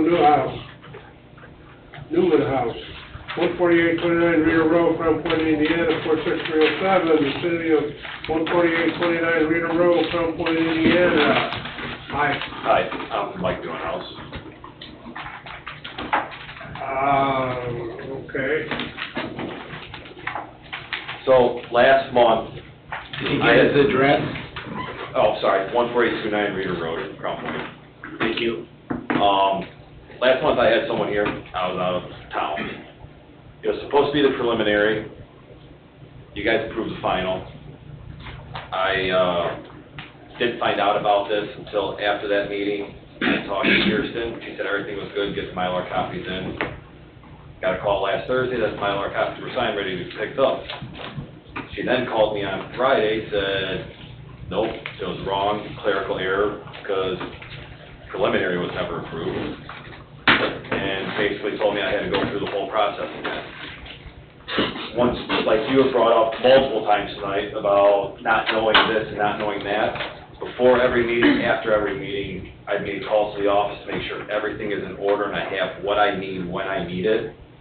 And I've been steered wrong every single time. So there's definitely an issue, for sure. This has to stop. Did you receive the email, Mr. Capurro, from Kirsten? Because there's a solution for you. And I was told that she was gonna talk to David on Monday. I was in here on Friday, she was gonna talk to him. I never received, I asked for an email, so I had proof, because I was sick of dealing with it over the phone.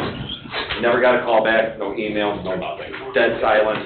And I left it that way, I could've called, but I wanted to see if I actually got reached out to after she claimed it was a fault of hers. I apologize Yeah, for that. dead silence. I literally, between meetings, I talked to him for a split second.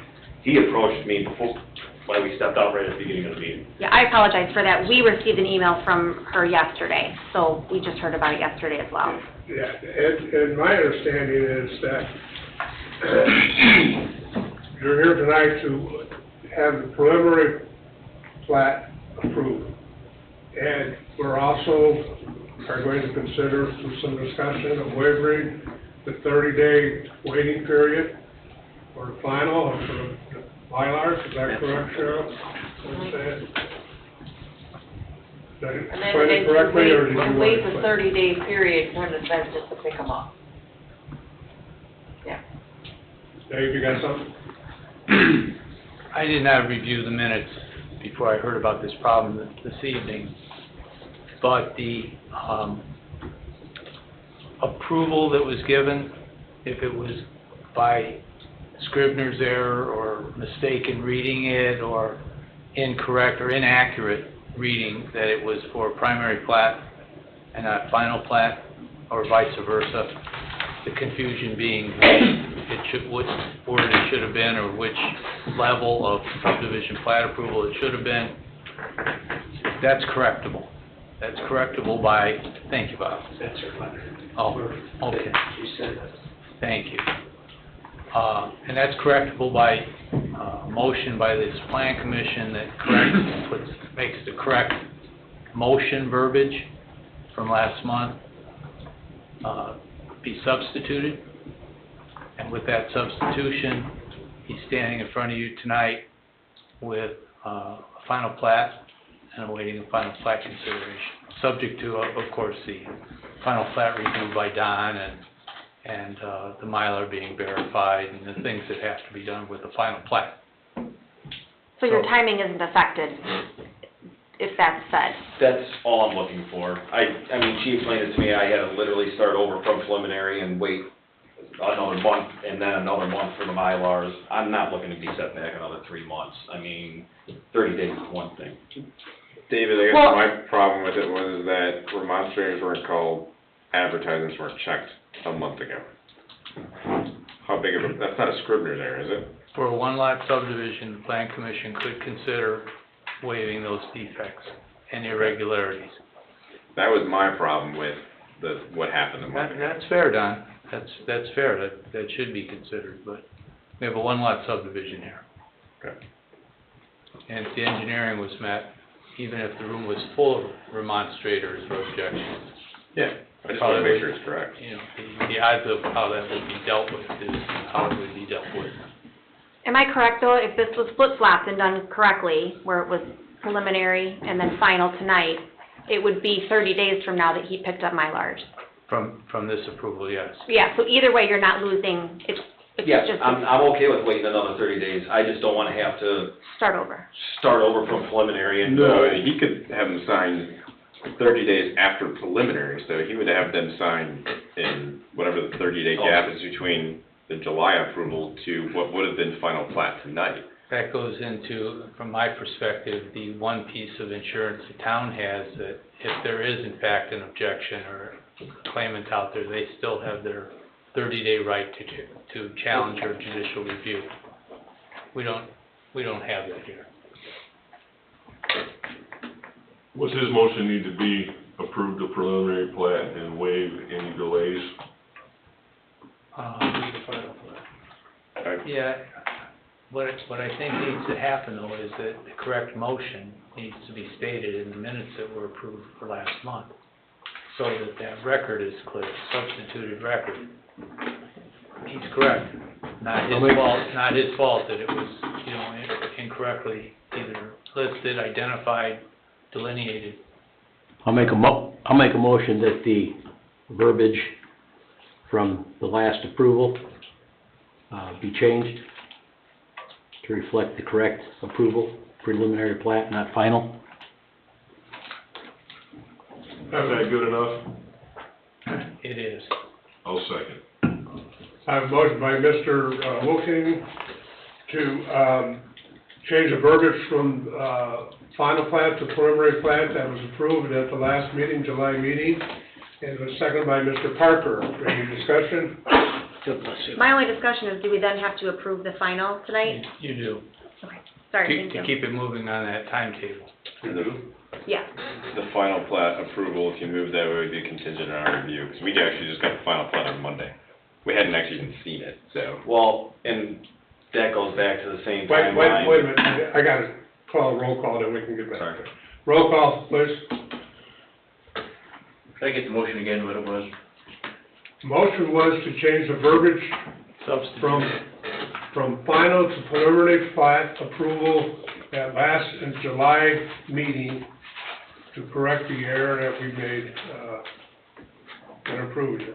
Good, John. And motion made by Jerry, seconded by Greg. Roll call, please. Mr. Becker? Yes. Mr. Parker? Yes. Mr. Carnahan? Yes. Mr. Hunley? Yes. Ms. Sensauer? yes. Mr. Wilking? Yes. Mr. Kapura? Yes, motion carries 7-0. Now, I interrupted you. No, it's great.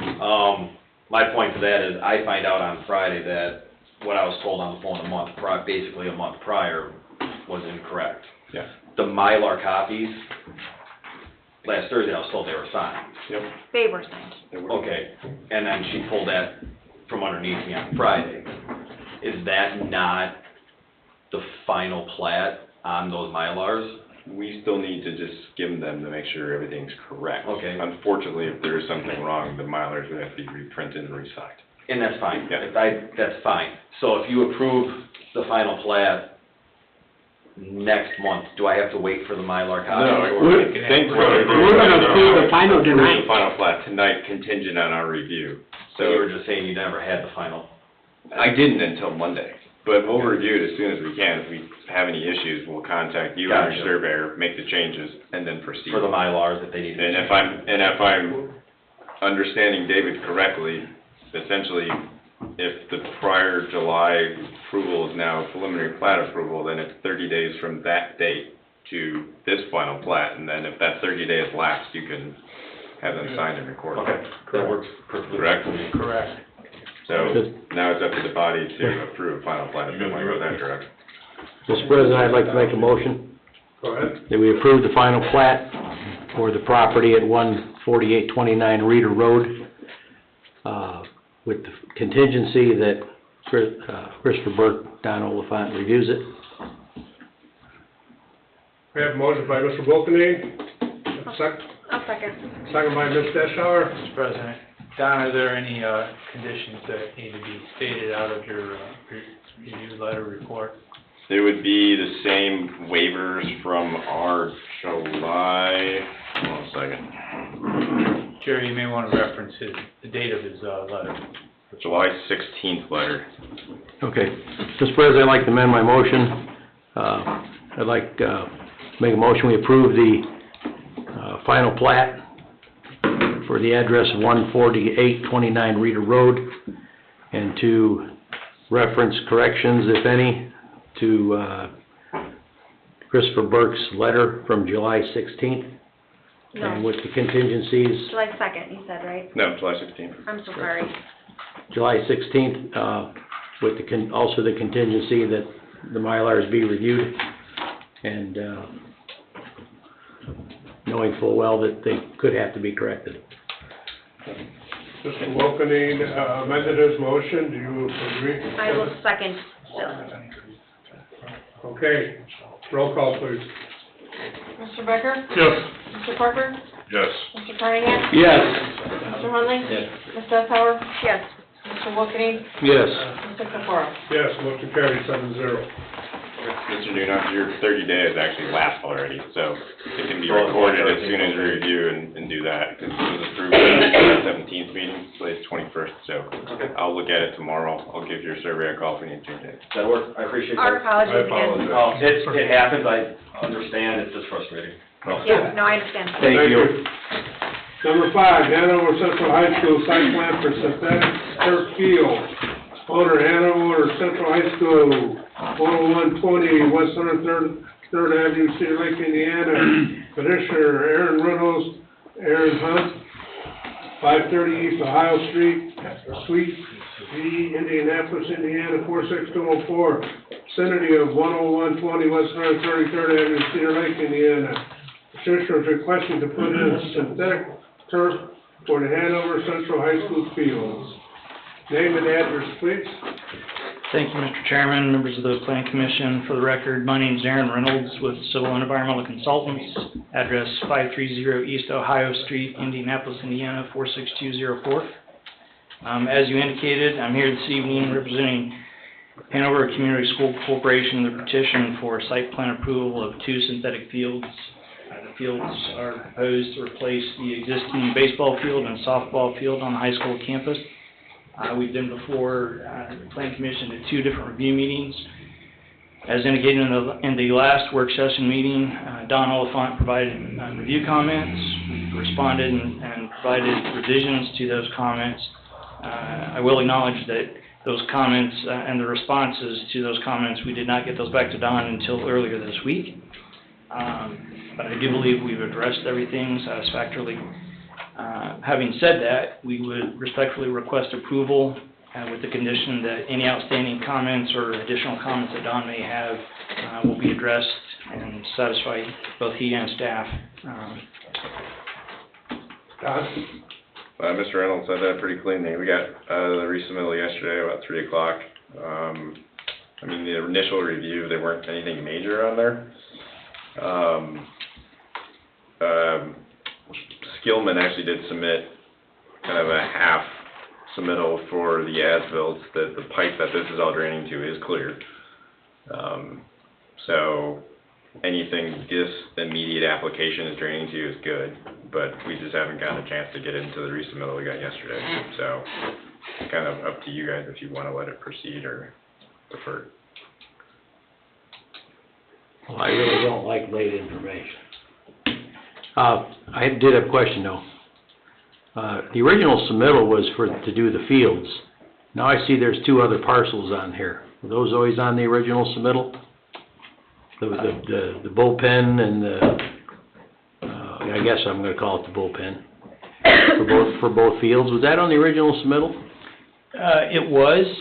The architect actually highlighted those areas on their plans, and we in turn hatched those areas as well. So if your question is, does the turf extend to the bullpen on both the softball and baseball field, the answer is yes. But the bullpens are existing, right? Yes, correct. You're just changing the surface form? Correct. Okay.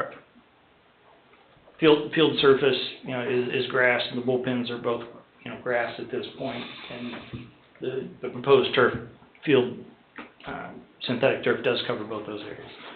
Don, remind me if you could, I remember the drainage being the main issue. What else should we expect on that review letter? I mean, not much. I mean, the drainage for the immediate fields themselves are very similar. Essentially just it's a series of finger drains that extend out to the perimeters, collected by perimeter drains on each, and then they immediately pump to kind of dump into the existing storm sewer out there. It's a 24-inch to a 36-inch sewer. It's pretty large. extends essentially from the track all the way over to that regional detention basin on the east. So they have essentially right under the field turf, they essentially have stone bedding under there that offsets basically the impervious nature of grass versus turf, and that serves as their detention basin effectively. So it's limiting the release coming out, going to their system to essentially be net neutral, we'll call it. So these are very similar. A lot of high school corporations have been doing these over the years. Hanover's already done this before with their football field. Crown Point's done it with all of their fields. It's kind of just becoming standard, low maintenance. When did you want to start this work? There's a rep here from Skillman, he may actually be able to better address, you know, the construction. The 264 Fieldstone Drive here in Indiana. We're just, the sooner the better. We'd like to bid this out as soon as we get approval. If we can get some work started this year, we'd get it started this year and probably push out some gates for next spring, hoping to finish in the spring. I mean, I don't have any desire to hold this up based on what you're saying, and with an approval contingent on, I understand there was a late submittal, but it's for our school, so I think it's important we consider it. I don't disagree with you. I mean, if you do decide to push forward, if anything major comes up in review, we'll let you know. I don't anticipate anything. It's contingent on your review. I mean, you can. Yeah, I mean, if there's anything major, we'll get through it, and if there's anything major that changes on the site plan, which I don't anticipate, we'll come back at the next meeting and give you an update, but these things are pretty standard. Footprint of the fields aren't changing, anything like that. Honestly, if you didn't know it was turf before, you wouldn't even notice the change. Any other discussion? I got one Tim. question. Don, where are we with the rest of the as-bills for the previous projects? That's all did now? No. Paul sent an email out, was that earlier this week or late last week? It was earlier this week. Kind of an update letter about where they're at. We're still awaiting the actual revised survey itself to address a lot of it, but it's in process. That's all I can, Paul might be able to give more Yes, information so on. we've got That's where about we're 9 at. of these 14 items completed. We're working with the contractors, River Golf, and that was part of this original project to get back out on site and address some elevations that Don's pointed out to us. But other than that, we've rectified quite a few items on this. I mean, my only concern is just pushing forward with another project before these other ones are verified that they're done according to plan. I mean, is there anything on that western perimeter? I mean, if there's anything messed up over there, it's not gonna affect where these fields are anyway, in your opinion, or, I mean, I guess Those are different detention basins on the western athletic fields. They got one in the northwest and then one immediately adjacent to 133rd. So if there are issues still to find on the rest of the as-bills, they shouldn't affect. No, I mean, the only thing in those as-bills that would be what I consider the east watershed that goes into the regional pond is there's some stuff around the trap that wasn't there originally, but everything else is related to the western athletic field. Those detention basins, which are completely. I mean, I know it's for the school and all, but my concern is just doing stuff twice for no reason, just because we're pushing ahead without knowing the other stuff is finished, but I get it, you know. We did talk about that, though, a couple meetings ago. Right. If any of what they're doing now would affect Right. what we The don't other have side. confirmation on the other. The biggest thing was the survey originally showed that 24-inch 36 line that's full of water. Paul addressed that one and said it was an error, and I believe it, because if that thing was full of water, this entire site would flood. Okay. So, I think that was the sticking point last time we went out there after the last meeting, pulled that open and verified. yeah, because all of this drains to that pipe. Now, is there a reason why we can't get the as-built on time? We're just working with Turenga. I know Don had some questions on there. We're working back and forth. We have a standing meeting with them every Friday. That's just been implemented, so I've kind of taken over this as-built issue that's kind of rising here, so I'm trying to get this done as soon as possible. Because every time it seems like we deal with Turinga or Skillman, run into the same problem. Paperwork always late. I hate that. Don't have the as-built, you know, it's. Yeah, I mean, we're working with Turenga and just moving forward here. You're new to this project, aren't you? Yeah, so I've been on this for probably the past 2 months, 2.5. What does as soon as possible mean to you? I would hope by middle of October, all of this is squared, everything's graded, et cetera, and we can get final as-bills done after that and move forward with final submittals to Don and be able to close these out. Thank you. And we have obviously learned what some of the requirements here for future projects, obviously this one being one of them, providing as-bills, et cetera, and what's required from Don.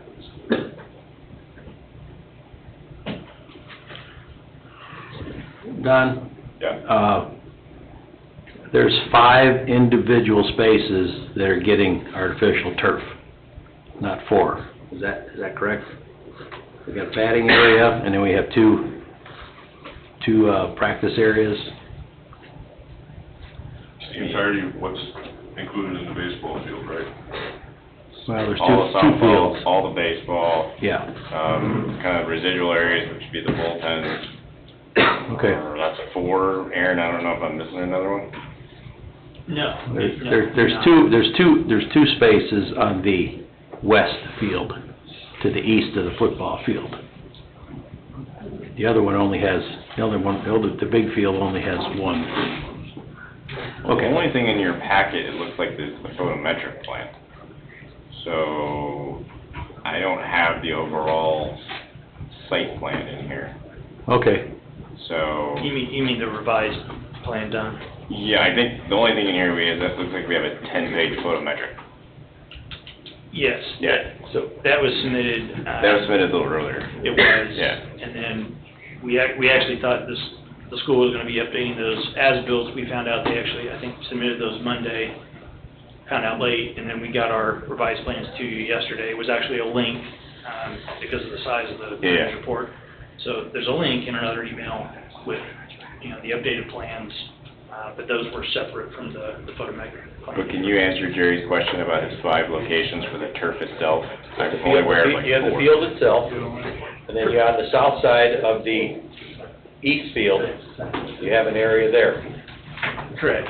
Okay, in front of you, okay. And then you have 2 areas on the west field, 90 degrees to each other, The correct? field and the bullpen. Yeah, but there's two of those practice areas on that west field, right? There's one there to the left at the top, and there's another one at the bottom to the right.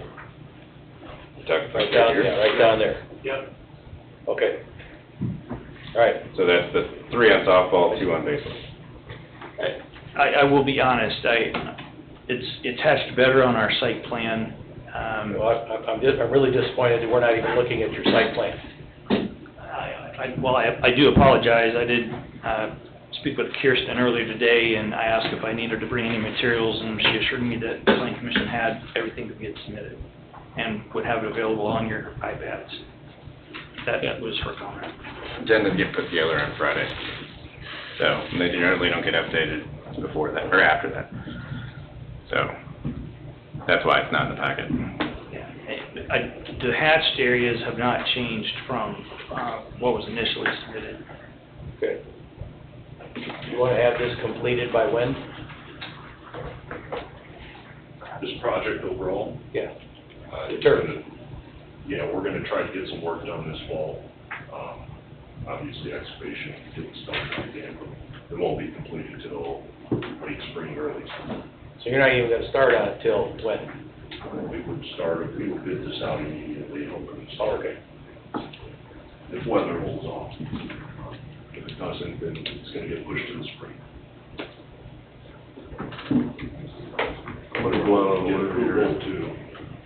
Hoping to get approval to be able to bid this out and have this at the school board meeting, September 10th, I think it is. September the 17th. Can I make a motion? Yes, if there's no other discussion. What was Greg gonna do? I was gonna make one, but I'm okay with you making one. Go ahead. All right, I'd like to make a motion to approve the synthetic turf for the Hanover Central High School fields contingent on Don's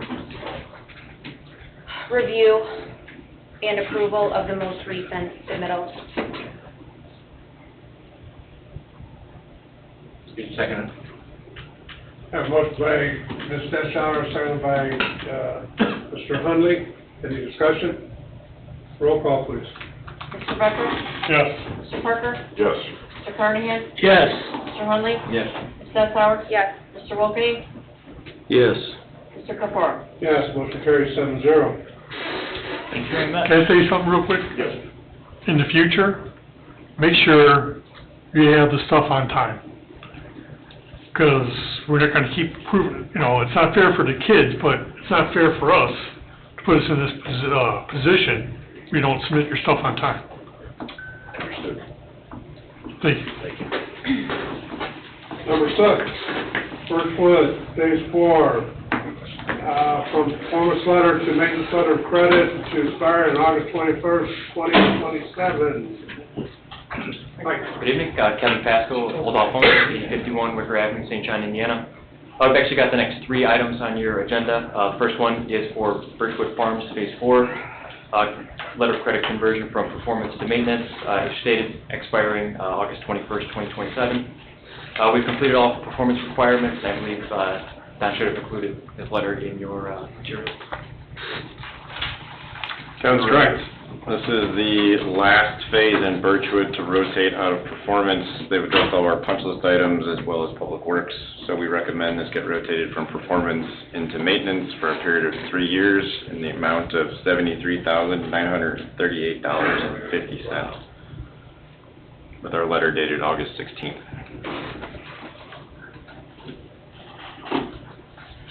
Any discussion? Sounds like it's ready.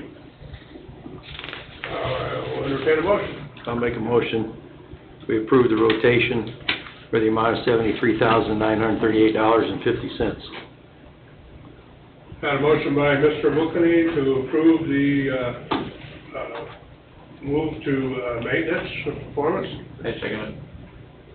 Is that you, Jim? Yeah. Second by Mr. Hunley. Do we need to add the date of the letter in there?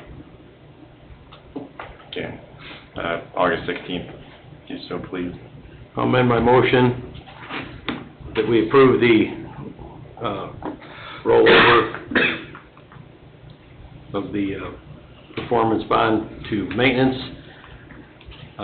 Reference also the letter, Don's letter from August 16th for a total of $73,938.50. Second. Mr. Wilkie amended his motion, and Jim Hunley seconded it. Roll call, please. Mr. Becker? Yes. Mr. Parker? Yes. Mr. Carnahan? Yes. Mr. Hunley? Yes. Ms. Stetser? Yes. Mr. Wilkie? Yes. Mr. Capora? Yes, motion carries 7-0. Number 7, Centennial Estates Phase 2. Performance letter of credit to maintenance letter of credit to expire on August 21st, 2027. All right, Kevin Pasco, Old Hall Homes once again. Same thing as Birchwood Phase 4, converting performance to maintenance. Letter of credit stated the exact same date, August 21st, 2027. Completed everything, and you should have Don's letter. Mr. President, I'd like to make a motion. I'd like to make a motion. Sorry. Yeah, go ahead. Oh, Go read it. I'd like to make a motion. No comment? I got a letter also dated August 16th. This is the last phase of Centennial Estates. So it's going to be the eastern block, kind of adjacent to Parish. They've met all of our punch list requests in Public Works. So we recommend rotating this new maintenance letter credit for a period of 3 years in the amount of $53,012.84. Okay. Mr. President, I'd like to make a motion, we approve the performance letter of credit, transfer to maintenance, referencing the Christopher Burke, August 16th, 2024 letter, for a total of $53,012.84. Got a motion by Mr. Wilkie to approve. I'll second. Second by Ms. Detschauer. Roll call, please. Mr. Becker? Yes. Mr. Parker? Yes. Mr. Carnahan? Yes. Mr. Hunley? Yes. Ms. Stetser? Yes. Mr. Wilkie? Yes. Mr. Capora? Yes, motion carries 7-0. Number 8, Centennial Villa Phase 2, extension performance letter of credit to expire September 5th, 2025. Again, Kevin Pasco with Old Hall Homes. This one's slightly different. For Centennial Villas Phase 2, we are requesting a 1-year extension of the performance letter of credit to expire on September 5th, 2025. We only have final surfacing left to complete for the performance items. We're not yet at that 80% occupancy threshold, as the town requires, but we would expect to meet that sometime early next year, and then final service sometime in spring, when we can then roll everything into maintenance. I think we're missing this in our packet. Yeah, we have a letter for the extension, I think it's around 113,000 and change. Do we need to reference your letter, or, no, there's no letter? There's no letter, it's just an extension of an existing one. So it's for the same amount that we're holding right now. Got it. For another year, I believe. So just an even 113,000? It's 113 and change, yeah. But this says extension letter credit to expire September 15th. That is what the new Next year. expiration will be. Yeah. Okay, okay. So got the it. full extension, Got so the current one expires on September 5th, 2024. Okay. They're extending it a year from that date. This is the date, okay. Yep. I'll entertain a motion. I'll make a motion to approve the extension of the performance letter of credit, to now expire on September 5th, 2025. I'll second. And the current value. Is, the current value is $113,000. Just say and current some value, change. yeah. Yeah. I'll second that.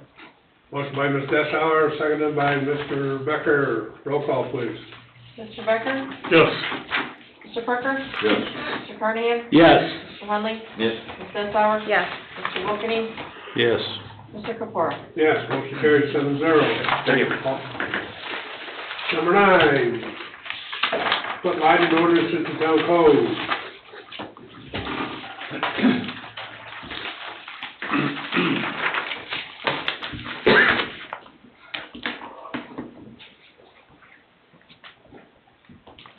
Yes. We discussed the correction. Was that done? Did anybody It know? was not, it was left alone until tonight's reading. Okay. If you want to point out in a motion, the striking, if you want, it'll be done. This is the certification of an ordinance to the town council.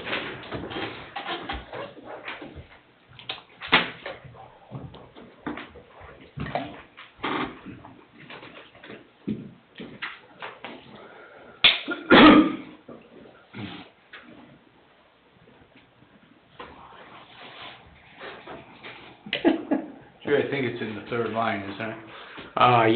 Yeah. I'd like to make a motion that the lighting ordinance be put into the town code and to delete the 50% exceptions regarding replacement of fixtures that exist in Chapter 14, Section T. Is that enough? No. Motion to approve by Mr. Wilkening. Second. I'll second. Second by Ms. Deshauer. Mr. Roll Chairman, call, please. I got a question. Question. Dave's got something first. it's a public hearing. Please open the floor to the public. We advertise this as a notice of public hearing. Are there any remonstrators for or against? Any comments? Public comment? Oh, no. Third call. No, we have none. Saying none, it's closed. Question. Jerry, could you explain to me, what, removing the 50%, what was the 50% going to do? The 50% is, you can do up to 50%. And there was some discussion, Tim chimed in, if you change 10%, and then in a few months change another 10%, and change another 10%, you've changed everything. That's the point here. There's an exception here, cumulative of 50%. So if you change one fixture, you gotta change them all? Well, if you change one fixture, it's gotta comply. Okay. That fixture has to comply. All right, that doesn't mean if you got 10 fixtures, you don't have to change 10 fixtures. Okay. As you change them, you have to comply. You can't just change half one day and then half the other day and still not comply. Can it be less? Huh? Can it be less on one picture and the new one be less than Yeah, if you're just gonna replace one, the one new one just has to comply, that's all. I mean, there's no saying you have to change all of them or one of them, but it's just, it's like Jerry said, if somebody's wise to this and they change half of their lights this week and just put up whatever they want, they don't, you can't apply the rule to them because they're changing them, and then next month they can come back and change the other half, and they just skirted the system, so. Good catch on Jerry's part. It's a good, Yeah, it's an end run of, compliance. so at the end of the day, if you're putting new lighting up, it needs to comply, end of story. Now, who enforces this? Or is this on call? It's a good question, but this is going to help with police and people that are out at night to be able to help out with the enforcement of this. That's why that's the whole point of what we're doing now, so that when we do get complaints and we get things, I don't have to try and go out in somebody's backyard at 8 o'clock at night with a light meter trying to figure out. You know, they're gonna be able to check up on these things in the evenings, so that was the whole point of doing what we're doing. So it's gonna be complaint-based Well, enforcement? I guess just I mean, at the end of the day, it would be great that it was all enforced everywhere all the time. I mean, I would anticipate once we have the night people involved in this with their little light meter, that they can check stuff, and, you know, we got a list of things on that we know that need to be looked into, but. I guess my question is I change a light fixture at home. I gotta worry about somebody creeping around my backyard in the middle of the night enforcing a lighting ordinance? No, they don't get to just walk on your property. Yeah, they wouldn't be able to just. They ring the doorbell first. They have to ring the doorbell first. I mean, when I've gone out at the night, I went out and knocked on the door and told them I was out there. That might be more dangerous. Tim doesn't have a 311 guy designated yet either. Not yet. Only during snow season. I mean, I guess I could see this in the subdivisions where they're right next to each other. Well, that's where we gotta, I mean, unfortunately, fortunately, I guess we don't have a million complaints, but we have a couple people that have a bi-level house with a ranch behind them, and they put up one of those security lights that shines in their windows. And I've been trying to get the police involved in going out and seeing if these lights are on, and if they are a nuisance or whatever, and they say that they can't enforce it because it's not town code. That's what brought this all to. I get it, and I'm trying to get on both sides of it. I'm just trying to get some help with. If you live in an area where the lots are bigger, built in the 70s or 80s, probably no one's ever gonna complain about your lights. If you live on a postage stamp in a new subdivision and you're changing your lights. In today's day and age, unfortunately, and, I mean, they make some lights that are pretty obnoxious. I mean, and people have the ability to go on their cell phone and go, whoop, and just to irritate people, and people don't get along, and, I mean, there's products out there now that'll look like a prison yard to the neighbor's backyard, but you look at it and you're like. It also keeps people from There's a lot of. putting up used fixtures that don't comply, because they got them for free. Okay, I got a motion and a second, roll call please. Did you ask for the legals in order? He said they were advertised. He said they were advertised. Oh, okay. Sorry. Roll call please. Mr. Becker? Yes. Mr. Parker? Yes. Mr. Carnahan? Yes. Mr. Hunley? Yes. Ms. Sessauer? Yes. Mr. Wilkeny? Yes. Mr. Kapur? Yes, motion carries 7-0. Okay, item 10, MS4 inspection memo update. So as promised, this is what will appear on all your public meeting agendas now. This one's more lengthy than I think the follow ones will be. This is essentially catching up for all of 2024. So it's organized by kind of permittee or developer, as we call it, and it's every active subdivision in the town, when it was inspected, if there were fines recommended, if there were stop work orders recommended, and then also kind of primary corrective actions we noted. We didn't note them all because this would be even longer. We just kind of noted some of the big ticket items, but if you scroll through it, it's pretty exhaustive for every site, every inspection. It's typically a minimum of 2 inspections per quarter. This encompasses the first inspections of quarter 3 on pretty much every site. So you can see some of the more lengthy ones. Fines and stop work orders are bolded for each one, to kind of give you an idea. These are just recommendations of fines and stop work orders. I can't tell you if they were actually enforced or not. That's to come. That's my question, is this is helpful, and this is obviously your information, Yeah. but where do we see what fine was issued and who's paid and who's not paid? That is tracked by building department. I know Kirsten's working with Cliff as well, that every time something like our inspections come into the town, they're addressed to Jeff and his staff, and everybody's copied on them. When they come in, they're supposed to go to a database, and an email is supposed to go out to Plan Commission with, I believe the actual physical inspection form. How they're going to control assessing, I believe that's part of that too, but I know it's pretty stinking new. So I'm not sure if that's up and running or not. What do you mean? What do you mean it's new? If there's a violation? No, they're writing, so Cliff's actually writing a program that every time we send ours in, it will take that, database it, and then send it out to everybody on Planning Commission so they know what's going on. I believe at the same time, and I don't know this, but there's also something to, I don't know, if assess the fine, I don't know. That's kind of handled internally behind the wall. The whole thing that got me fired up about this, you're on lighting, I was on the MS4 thing, was if a developer has outstanding fines and they're not paid, it's very difficult for me to then approve. A follow-up application, yeah. Yeah, so I feel like that information is something that I need in order to make intelligent decisions.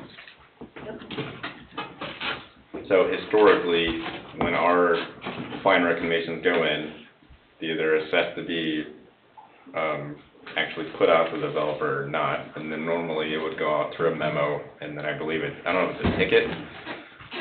That's what it was doing when Margaret was here. We would occasionally get copied on that memo. There's basically it's an invoice. Looks more like an invoice than a ticket as far as what goes out with the recommendation for the fine and I believe it includes a listing of infractions, but it looks more like an invoice than a ticket. So how many of these recommended fines have been paid? Is there a approximate number, 10%, 5%? I thought we were told they were all paid. Most developers have been pretty good about it. Mr. Brooker at Roundabout? The Roundabout is a bit stingy, but well, I'm going to use the word in good standing to what Heather said. Yeah, if there's stuff that's outstanding and has been paid, it's clear cut, it's not just arbitrary. I don't know how we can be continuing movement with those developers if some of these things aren't taken care of. And I'm sure we're going to address that here real quick. Now that we have this and we can kind of sync it together with what we've got as far as what's been billed and what's been paid, then we're more than willing to be good stewards with that information and pass that on to you folks. Is it town policy to issue fines that are recommended, or at whose discretion does that happen? It is my discretion. It falls under my office. For my office's discretion. And most of the time we've typically stuck with them. The only thing that I haven't done is, again, in Mr. Brooker's case, we've had we did get one report where a stop work order was warranted by Vanessa, and in having discussions with Tim, then by the time that I saw the memo for the stop work and Tim and I had a chance to talk, many of the things that as far as past violations and doing their own MS4 reporting had been taken care of, so we felt that they were moving in the right direction.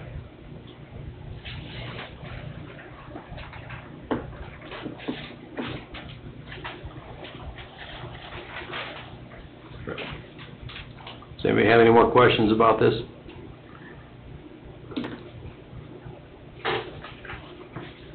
Okay. Mhm. Moving on. Update items. Mr. Chairman, Yes.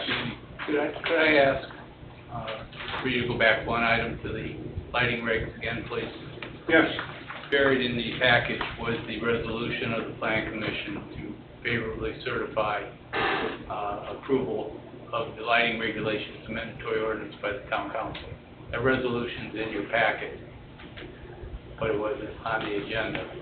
So if you could consider acting on that resolution, that's what sends the ordinance to the town council. Do we just need to approve the resolution? Approve the resolution by title only would work. I'll make a motion, we approve the resolution with the previously discussed. Do we gotta amend the agenda? No, it's generically in the agenda, Bob.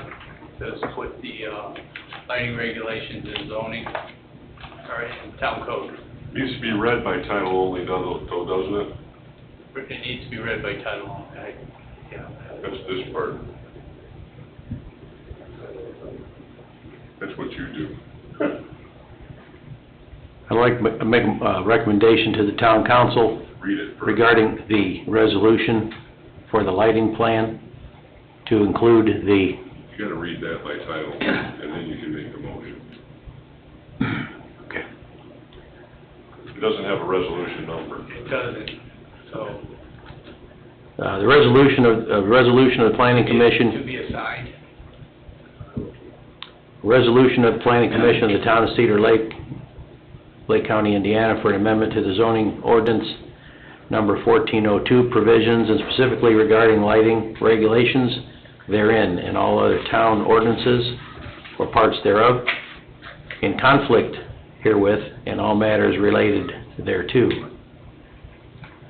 With the corrections discussed this evening, I'd like to make a recommendation favorable to, Move to approve the resolution. move to approve the resolution.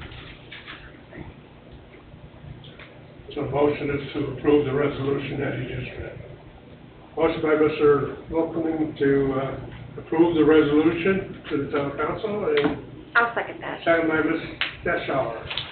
Roll call, please. Mr. Becker? Yes. Mr. Parker? Yes. Mr. Carnahan? Yes. Mr. Hunley? Yes. Ms. Bettauer? Yes. Mr. Wilkening? Yes. Mr. Kapura? Yes, motion carries 7-0. Okay, updates. Want me to read them off, Don, or you want to take them, or? Cedar Lake Storage, I believe Mr. Porter is online. He can give you an update. Yes. Order. Good evening, everyone.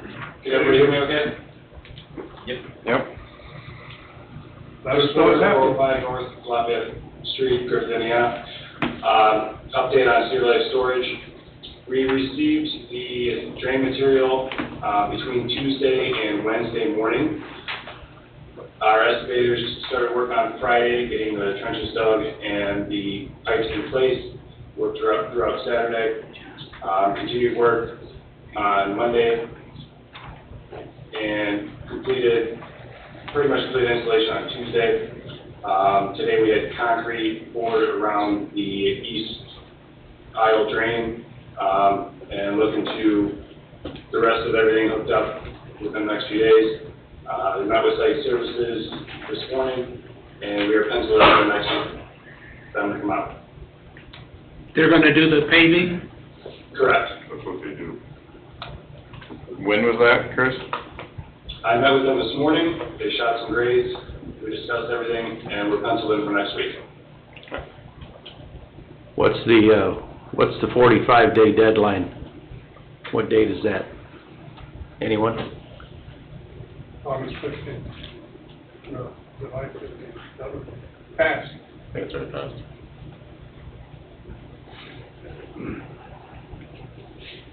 I was out there today and the trench is dug on the one side and the drain is in and poured in concrete on the east side, like you said, so. And they have been out there working, so I've been kind of keeping an eye on it, but. So it sounds like we're making progress. And they did have a bunch of shots wrote on the asphalt, you can tell somebody's out there laying, getting ready, so there is progress. doesn't really need any action, they just need to finish it up, right? Correct, I think he's just updating you on what's happening. Right, we asked them to be done by today. Understand all the problems you have with getting material, and finally came in. Mr. Biss sent me some pictures showing that the drain being laid, the trench was dug, the drain was in it. With his comment now that he's gonna, lay the asphalt next week, is that what he said? Yeah. Yeah, so, I mean, I'm happy with where we're at. As long as it gets done, if it's not done, then we'll wanna talk to you. If it gets done, then we'll be happy. And I appreciate all your efforts, Nat, to get it to this point. Any other comments? Other comments? Thank you. Have a good night. Thanks, Chris. Okay, thank you guys. All right, good night.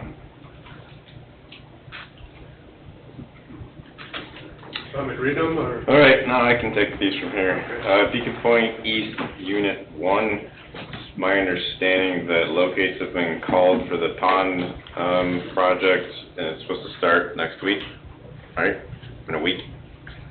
And that date at the end is supposed to be September 30th, not October 30th. Well, the letter of credit expires October 30th. They Oh. understand they have to have the work done by the end of September. Okay. They know that.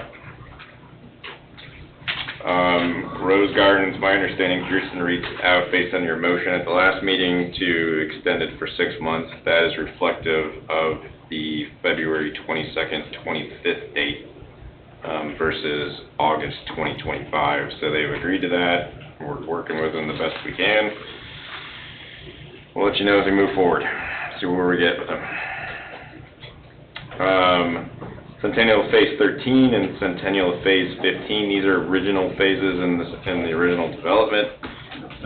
These maintenance letter of credits will be the last maintenance letter of credits within the older kind of centralized Centennial. They both expire. One expires early next month, and one expires later in October. They've already addressed all of our punch list items. Our 2 letters recommending that they be let expire did not make the packet, but they were both addressed August 16th. Basically noting that all of our punch list items as well as inspections have been met, and they can be allowed to expire. Can I ask you about number 3? Is that a clerical error? Should it be expires, performance letter of credit expires August 22nd, 2024? Well, see, they already provided a letter of credit prior to your guys' extension request that expired August 22nd, 2025. Kirsten went back to them and said you were only approved for a 6-month extension, and that's what the February 22, 2025 is. Okay, so we're clear, it's expiring on February 22nd, 2025? Yes, so Okay. she got actually a brand new letter of credit with a revised date on it. Okay, thank you for the clarification.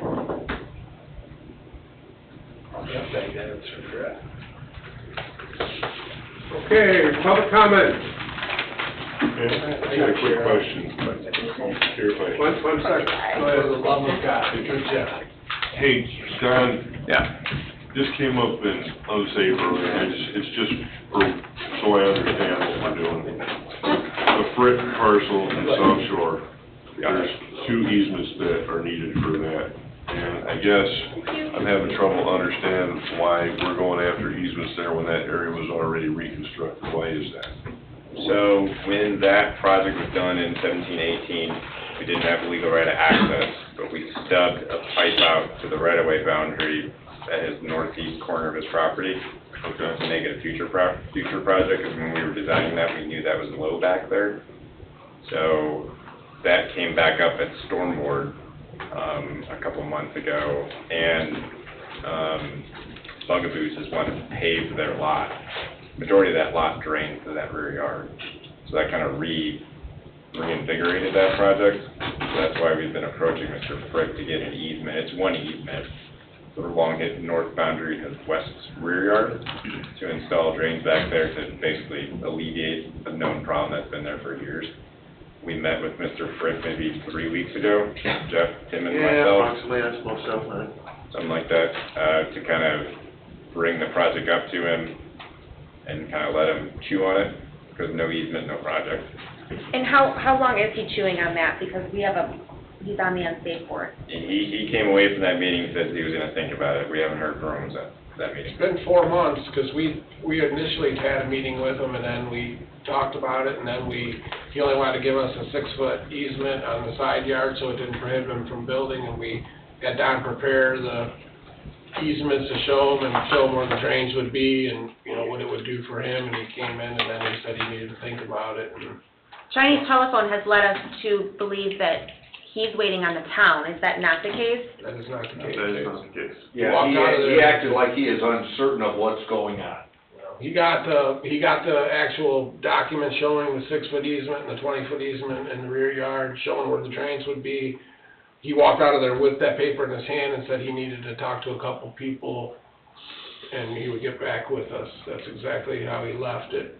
All in his court, everything he needed to. Well, you're requesting his cooperation, it's not, I mean, he doesn't have to cooperate, correct? Well, he also stood up here and said that his house was flooding because of that. So if the town's giving him an option on how to not have his house be in danger. It's always had water back there. Right, we're just we were trying to get a place for the parking lot to drain to, obviously, but as we explained to Mr. Frick, that if he does improve or decide to tear down that house and to construct a house there, it's very likely that that will be required to put that drain in at that time, because it is, his backyard is a swamp right now. I mean, that property, and it actually really benefits both of his properties, because that water, it's just a valley right there, that can't get into the storm sewer, so.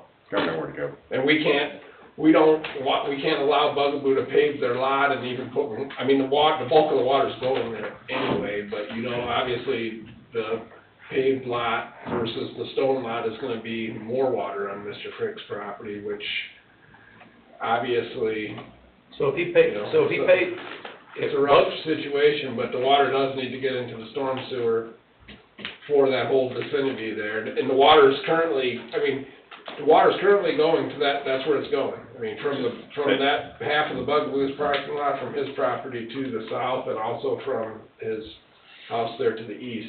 There's no drainage to the lake? Well, there is all we need is that easement to get that pipe in for the drain, and it would be draining, but.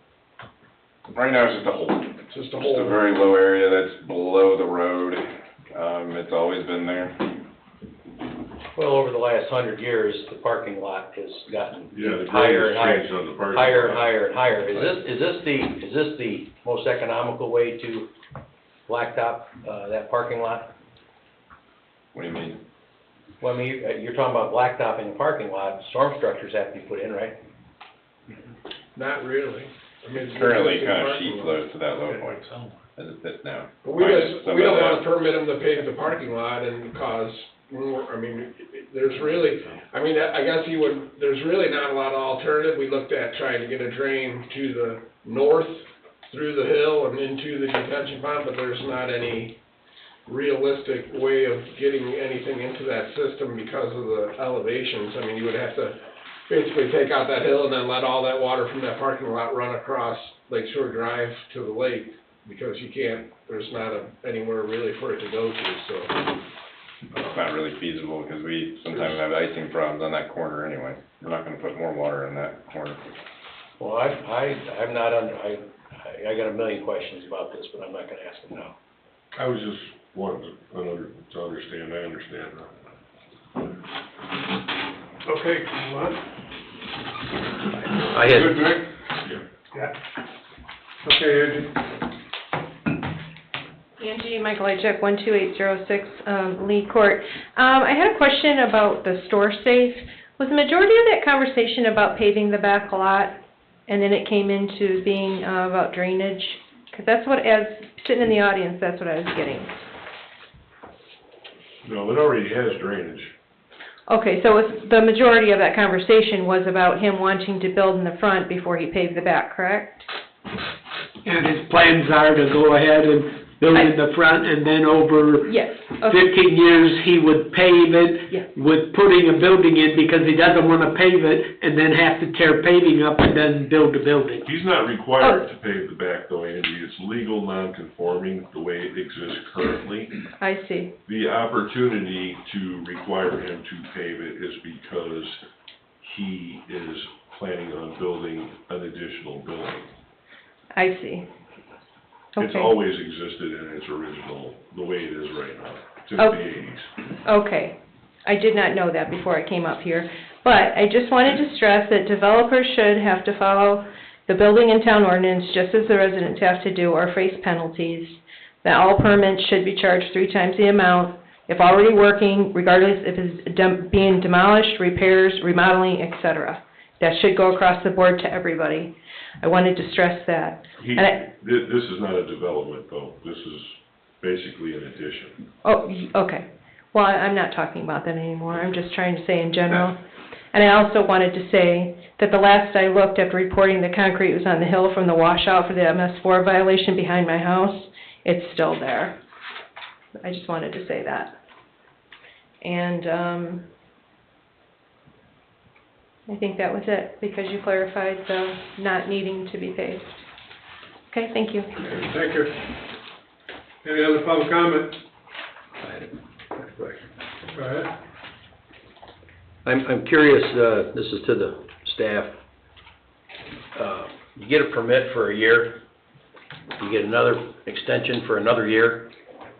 Are there reminders in the database about permits that are past 2 years and projects that are just not moving, or there are? There are things, yes.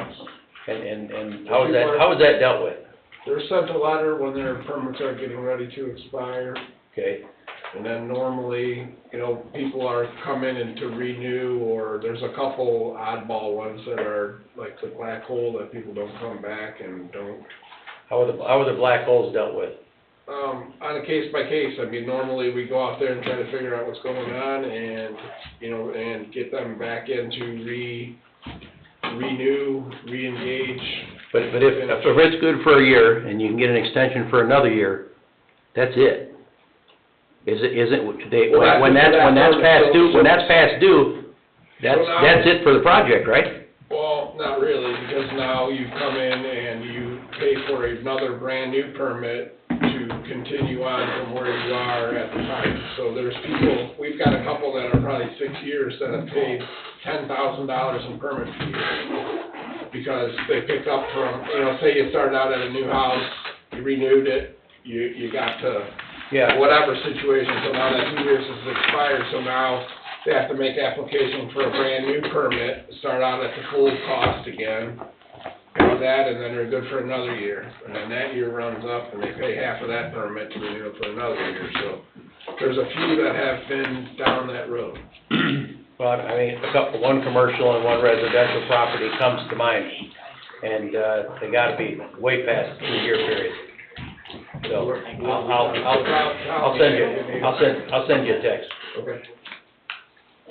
Okay, no other public comment? I got one more question I wanna ask John, if you don't mind, while Okay. Tim and Don are here, because I don't get to talk to them. Go ahead.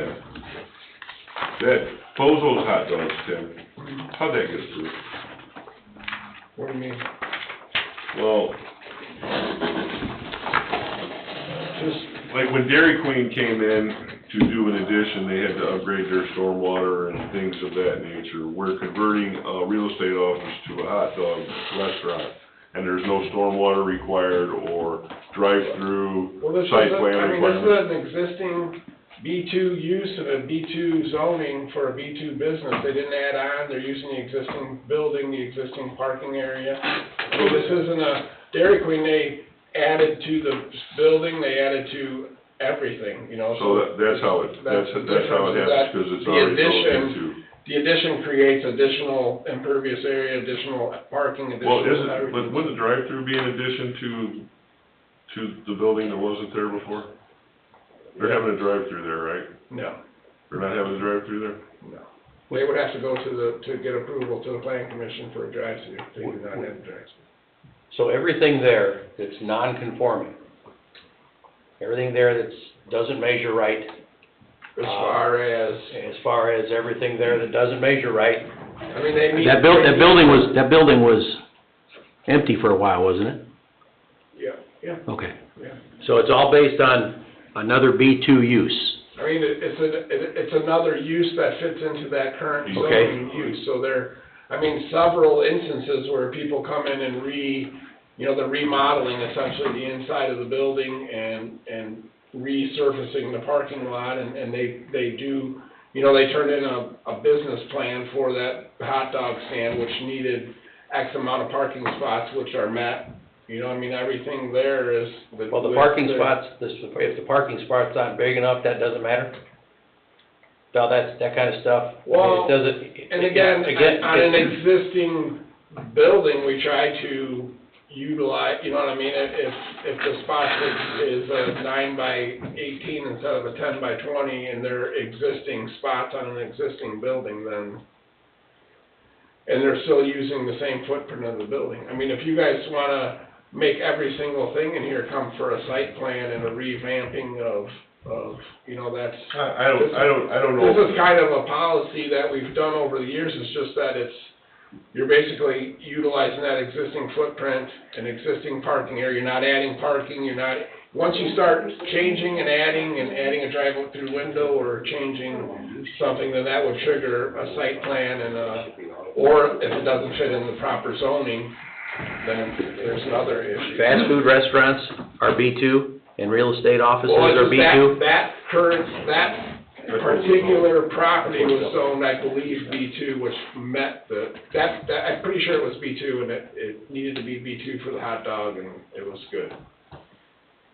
And there was it was an interior light, there wasn't a whole lot, and, new siding, pretty light remodel in there, and it's a viable business again, so.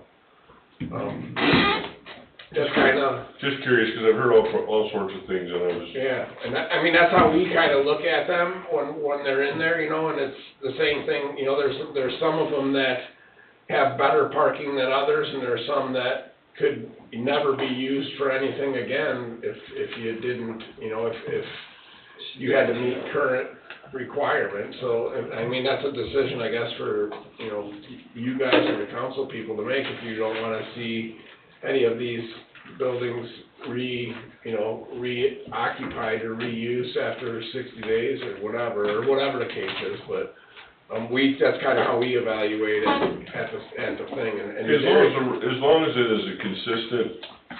Super consistent, and that's kind of, the Dairy Queen, if you compare the two, Dairy Queen is adding 35% of the size of their footprint of the building. They added a lot of different things to there, which required more detention, more, everything. Does that building have detention already? The Bozo? Yeah. I don't believe there's anything there. The detention that is there, I believe, is the building to the north. Strip mall to the north. That's just a postage stamp lot. That thing's pretty small, but the actual piece of property, there's no, it's the building and the paved loop around, and that's the size of the property. There's nothing there. And I had an assessor tell me that if your building becomes empty after 6 months, you lose taxes on it. And then if it's reoccupied, you regain those taxes. Yeah, and I get all that, and that building, I would certainly prefer that it remained an office or something rather than a business that's gonna generate traffic and enter an exit onto 41 with a lot of traffic and things of that nature. I don't like that setup for that business because it's on 41 and a number of other things. I just wanted to understand why it happened, and I think you explained that well enough for me. Do you feel the same way about that? I think historically, if you've stayed within your building box, they've handled it with the building department, but we looked at the lighting on that because it is changing. So the lighting does conform. We went through 2 or 3 different lighting reviews with them. So we looked at that only from that standpoint. And the same thing with the Sweet Pea, which used to be Nagy's, the same thing that set the zoning. We did make them they had no parking lot lighting, we did make them do that there also, just because, you know, it was something reasonable that we can kind of bring up to par as they were fixing it up, so. Okay, we good on that one? Angie? Yes, I just wanted to say one real quick thing. As you're switching these businesses, keep in mind, I'm beating Bob to this, but ramps and stuff for the disabled, you know, table and stuff. Because if it's just switching over from B2 and it changes from an office to a restaurant, you know, we've had that situation before. You mean handicap access? A handicap, yes. Thank you. ADA. Yes. Okay. Nothing else? We're adjourned. Thank God. Oh, thank John.